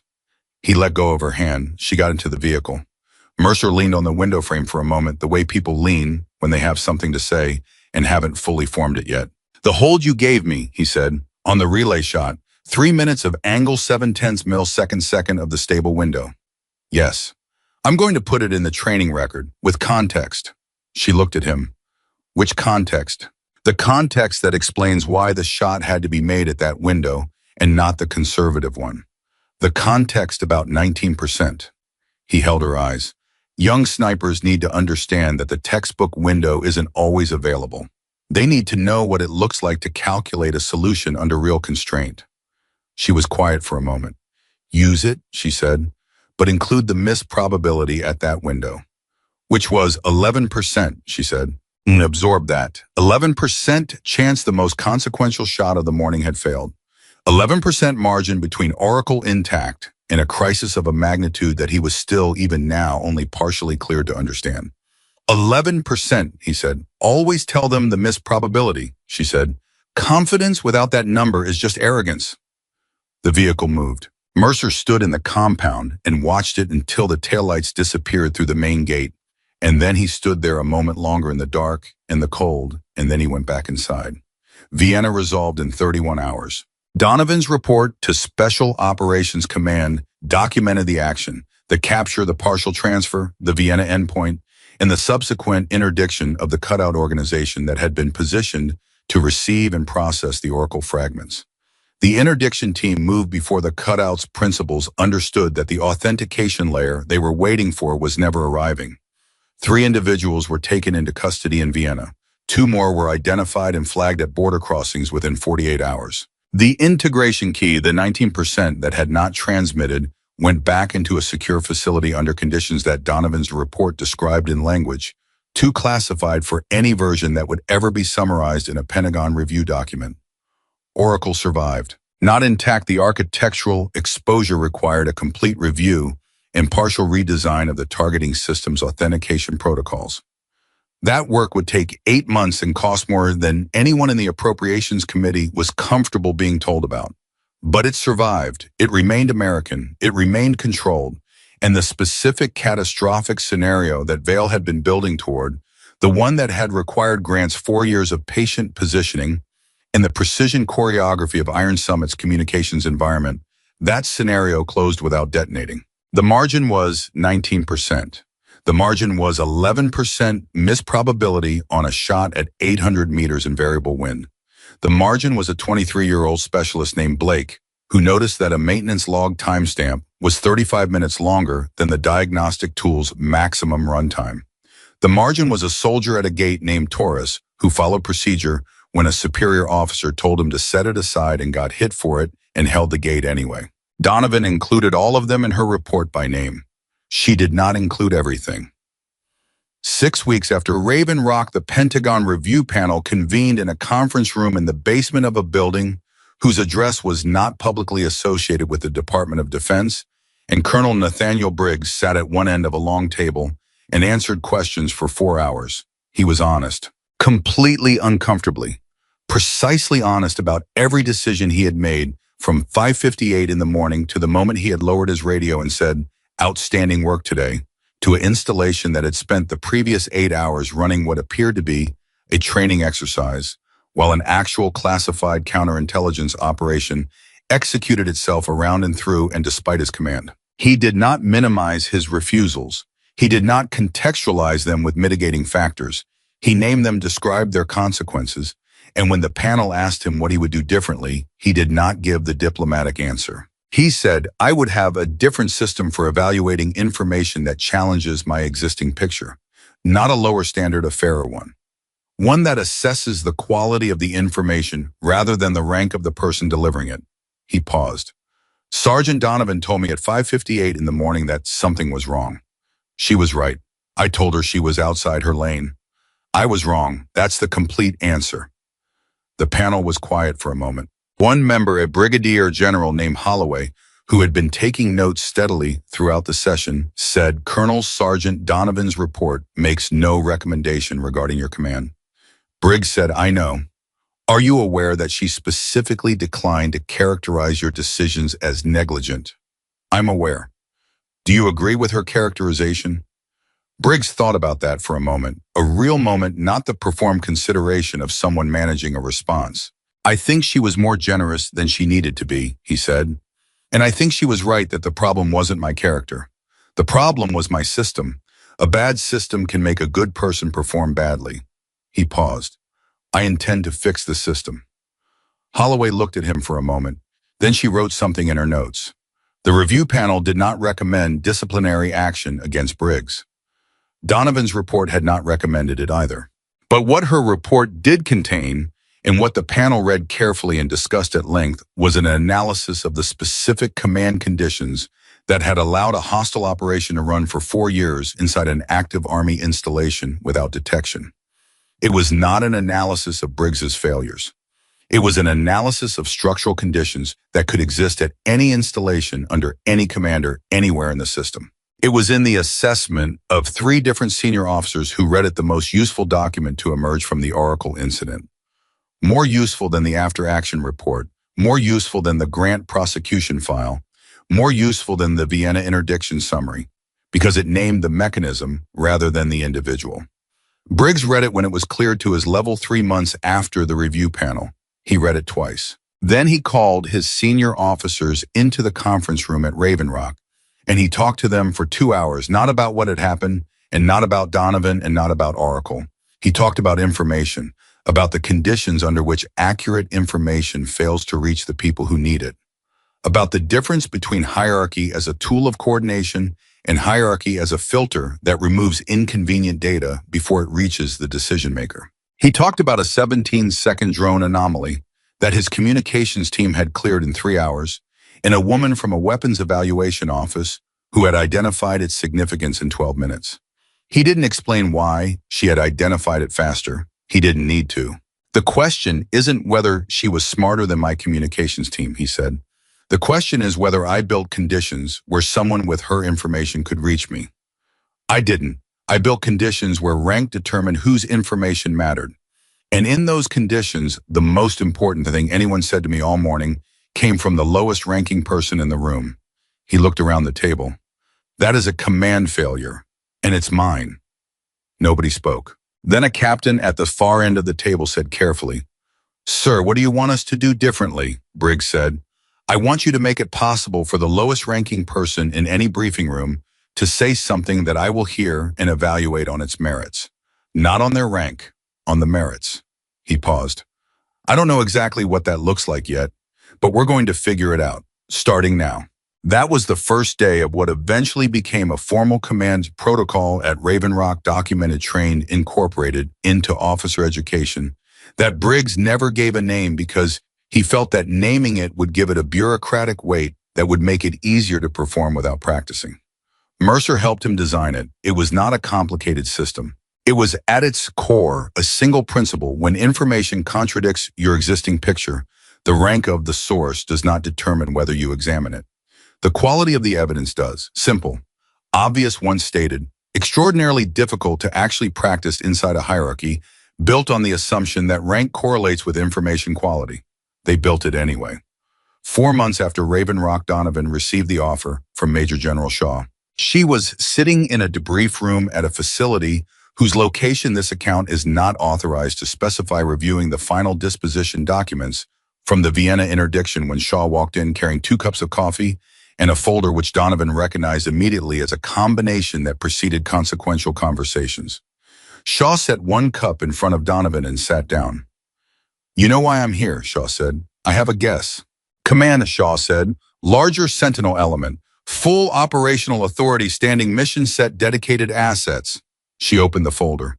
"Everything you've been operating without for the last 3 years." Donovan looked at the folder without touching it. Shaw waited.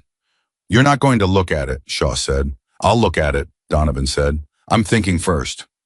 Shaw let her think. Outside the room, the facility hummed with its particular institutional energy, the quiet, pressurized hum of places where serious people do serious work in carefully controlled conditions and have learned to keep the weight of it from showing in their faces. Donovan had lived inside that hum for 11 years. She knew every frequency of it. "There's something else I want," she said. Shaw looked at her. "Instruction," Donovan said. "Formal, structured, a program I can build from the ground up attached to the field mission, so it's not purely academic.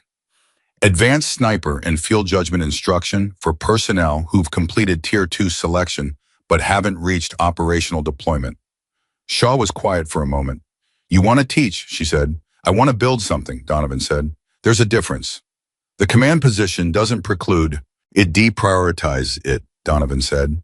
"I've seen what happens to teaching programs when the person running them has a full operational mission set. The program survives on borrowed time and borrowed attention.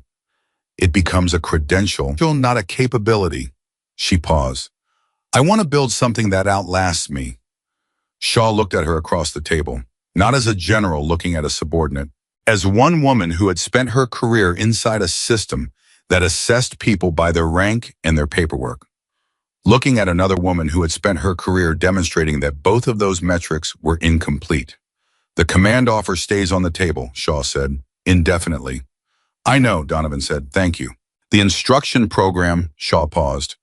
"I can give you a framework, resources, a selection pipeline, but it has to interface with the operational mission set or the resourcing disappears in the first budget cycle." "I know how budgets work," Donovan said. "Then you know this needs to be both things," Shaw said. "Operational and instructional, not one or the other." Donovan looked at the coffee cup. Then she looked at Shaw. "Both things," she said. "Yes." Shaw closed the folder. "I'll have the authorization drafted by Friday," she said. She left the room and Donovan sat alone for a moment with both cups of coffee cooling on the table between the empty chairs. And she thought about a nervous young female trainee at a rifle range and what it meant to stand behind her and say again, just keep going, the target is still there. The program took 6 months to build from authorization to first class. Donovan built it the way she built everything, from the evidence, from what she had actually seen fail in the field, from the specific gaps that kept reappearing in the personnel she encountered across 11 years of operational work. Not from doctrine, not from existing frameworks that she could have imported and modified and called her own, from scratch. The curriculum had 3 components. The first was technical advanced marksmanship, environmental calculation equipment, maintenance at the field level rather than the depot level, the kind of hands-on knowledge that she had demonstrated on Mercer's range when she identified a stress fracture in a scope mount by holding the rifle for 8 seconds. The second was operational judgment under incomplete information decision-making frameworks for situations where the textbook answer was unavailable, the specific cognitive skills required to maintain clarity when the environment was actively trying to confuse you. The third was the one that took the longest to design because it was the hardest to teach and the most important.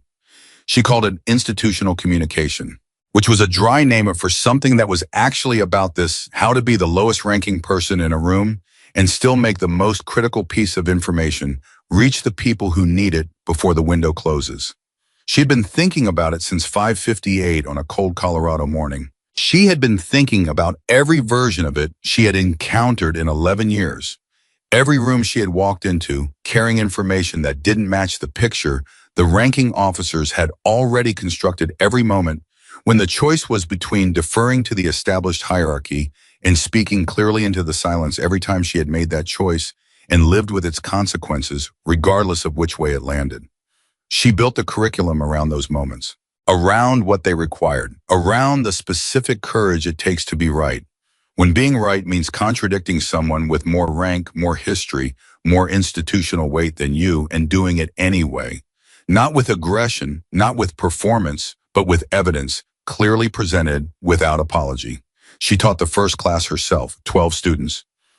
8 weeks the first 3 weeks at a facility in the Appalachians that had no name. Anyone outside the program was authorized to know. She was harder on them than any instructor they had encountered before. And they discovered this not through cruelty, but through precision. She required them to be precise about what they knew, precise about what they didn't know, precise about the difference between those two things.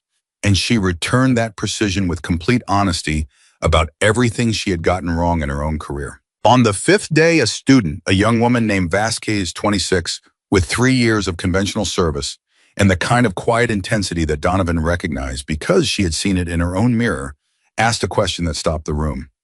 When you were at Raven Rock, Vasquez said, when Briggs kept refusing, when you knew and he wouldn't listen, was there a moment when you thought about just forcing it, going around him entirely, doing it without him? The room was very quiet. Donovan looked at Vasquez for a long moment. Yes, she said. Nobody had expected that answer. There was a moment, she said, when I calculated that I could execute the operation without Briggs's cooperation entirely. I had the authority. I had the mission mandate. I could have bypassed him, used the Gray 6 channel to direct his units directly, and removed him from the operational picture entirely. She paused. It would have worked technically. Why didn't you? Vasquez asked. Because I needed him, she said. Not his permission, his knowledge. He knew that installation in ways I didn't. He knew his soldiers, their capabilities, their limits, the terrain they'd trained in the relationships between units. All of that was irreplaceable, and it was his. She paused. The mission required me to have authority over the outcome. It didn't require me to have authority over him. Those are different things. I needed him as a partner, not a subordinate, and I couldn't make him a partner by removing his agency. Vasquez absorbed this. So you kept trying to convince him. I kept providing evidence, she said. There's a difference. I wasn't trying to convince him I was right. I was trying to give him the information he needed to arrive at the right conclusion himself. She looked around the room. People don't change their position because you're persuasive. They change it because the evidence becomes undeniable. Your job is to make the evidence undeniable, not to make yourself persuasive. She wrote it on the board behind her. Not persuasion, evidence. It stayed on the board for the remaining 5 weeks of that first class. Raven Rock came 8 months after the program launched. Briggs had requested it formally through official channels with a detailed training proposal and a budget allocation, and the kind of institutional thoroughness that Donovan recognized as the work of someone who had learned from experience that improvisation without preparation produces exactly the kind of gaps that hostile actors exploit. She arrived differently this time. No false paperwork, no manufactured cover identity, no weapons evaluation office, whose full name took up most of a cover email. She arrived wearing her actual insignia, her actual rank, with orders that said exactly what she was there to do. She walked onto the sniper range at Raven Rock on a Tuesday morning in early fall, and Mercer was waiting at the equipment table with 2 cups of coffee and an expression that was professional and warm, and carried underneath both of those things the particular quality of a person who has been part of something consequential and is still months later processing what that means. Sergeant Donovan, he said. Sergeant Mercer, she said. She took the coffee. They stood for a moment at the equipment table and looked out at the range at the 12 students who had arrived that morning and were standing in a loose formation near the firing line, young and attentive and carrying the specific energy of people who know they are about to be assessed by someone whose standard they don't yet fully understand. Donovan looked at them. She set her coffee down. She walked to the firing line. They came to attention. Rest, she said. They relaxed. She looked at them for a moment without speaking, and in the silence she ran the same calculation she always ran when she faced a new group, not assessing their physical capability or their technical foundation. Those things would show themselves quickly enough. Assessing something harder to see Whether they were here for the credential or the capability, whether they understood the difference between a skill that made you impressive and a skill that made you useful. Some of you, she said, came here because you're good at this, because you qualified, you performed, you earned your spot by every metric the selection process measured. She paused. Good, that's the floor. That's where we start. It's not where we finish. Nobody spoke. The people who have come through this program and gone on to do something with it, she said, are not the ones who were the best shooters. They're the ones who understood that the rifle is the smallest part of what this work requires. She looked down the firing line. The rifle is a tool. Judgment is the skill. Knowing when to use the tool, when not to use it, and how to communicate what you know to the people around you when everything in the environment is working against that communication. That's what we're building here. She picked up the first rifle from the equipment table. She handed it to the student nearest her, a young man named Carver, 25, with steady hands and the careful posture of someone who had been well-trained technically. Show me your natural point of aim, she said. He settled behind the rifle. She watched him. Not the position, the thinking.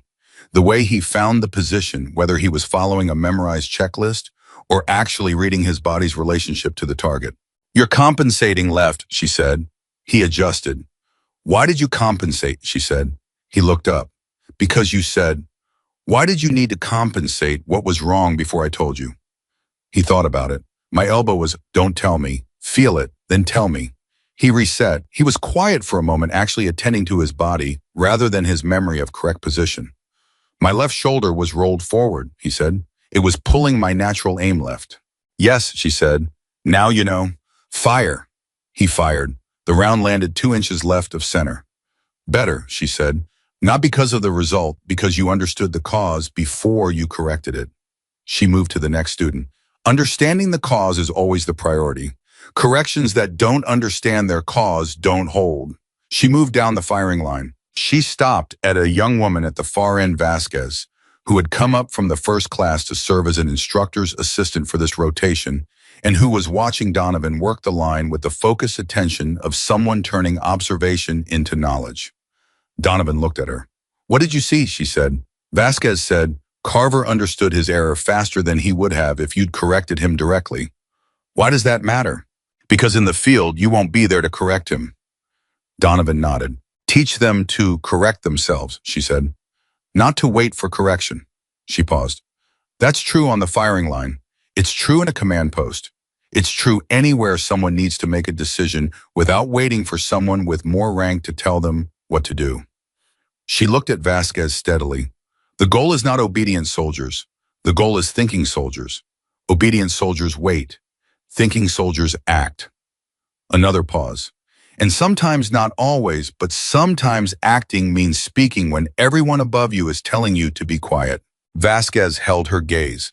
Like 5:58 in the morning, Vasquez said. It was not a question. It was a reference, direct and deliberate, to something Vasquez had been told about, had processed, had made into a reference point for her own developing professional understanding. Donovan looked at her for a moment. Like 5:58 in the morning, she confirmed. She turned back to the firing line. Briggs was standing at the back of the range. She had known he was there. She had seen him arrive during the Carver correction, had tracked his position in her peripheral attention without redirecting her focus from the students. She had not acknowledged him, not because she was managing a dynamic, not because she was making a point, but because the students were the priority and everything else waited until the students were done. Now she was done with the first rotation. She walked back to the equipment table. Briggs came forward. He looked different from the man who had stood in the TOC at 5:58 and told her that hundreds of soldiers were already staged and the exercise would proceed. Not diminished, nothing about Briggs had diminished, and she would not have respected a version of him that had changed. The way things change when something real has moved through them. How are they? He asked, nodding toward the firing line. Early, she said, but honest. Carver learns from the inside out. That's good. She picked up her coffee. Your range has good light in the morning. We don't usually start this early. I do, she said. He almost smiled. Almost. The protocol, he said. The information protocol we've been building. I'd like your eyes on the current version before you leave, if you're willing. Send it to me tonight, she said. I'll have notes by morning. He nodded. Then he said something that she had not expected, which was rare enough that it registered as a genuine surprise. I told my officers about you, he said, not the classified parts, the parts I'm allowed to tell, about the briefing room, about refusing to hear you, about being wrong. He paused. I told them in front of their subordinates. I wanted them to hear it from me about me before they heard any version of it from anyone else. She looked at him. That took something, she said. It took less than I expected, he said. Once I decided to do it, it was easier than I thought. He paused. I think the anticipation of being wrong in public is worse than actually being wrong in public. Once you say it clearly, people respect the honesty. They don't use it against you the way you think they will. She nodded slowly. Most people don't. The ones who do, he said, were never people you needed to protect your authority from anyway. She looked at him for a long moment. Then she said, you should teach that. I plan to, he said.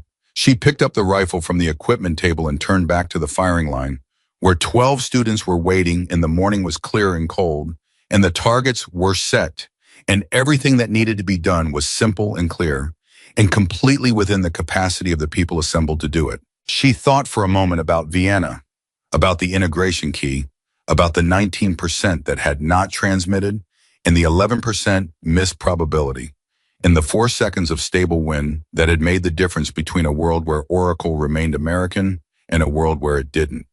She thought about Blake's timestamp, Torres and his gate, a convoy that reversed because one person trusted what he had seen over what the paperwork said. She thought about all of the margins. Then she stopped thinking about it, because the students were waiting, and there was work to do. She walked back to the firing line and stood behind the first student and watched his position and found the error and did not name it. What do you feel, she said. He attended to it. He found it himself. He fired. Closer. Again, she said, because that was the work. Not the shot that ended an operation, or the shot that saved 19% of a classified targeting system, or the shot that demonstrated something to a room full of officers who had already decided what she was. The next shot, always the next shot. Always the work of making the person beside you more capable of finding their own errors, correcting their own aim, and speaking clearly into whatever silence tries to keep the most important information from reaching the people who need it most. That was the work. And Claire Donovan had never once waited for permission to do it. That was her true identity, not the classified designation, not the field authority that superseded a colonel's command, not the 11-year operational record that existed in files almost nobody was cleared to open. It was this, a soldier who understood that real authority is never given by rank or paperwork or title. It is built shot by shot, decision by decision, in the space between what you are told you are and what you actually do. And no one, no colonel, no dismissal, no room full of officers who have already made up their minds can take that from you.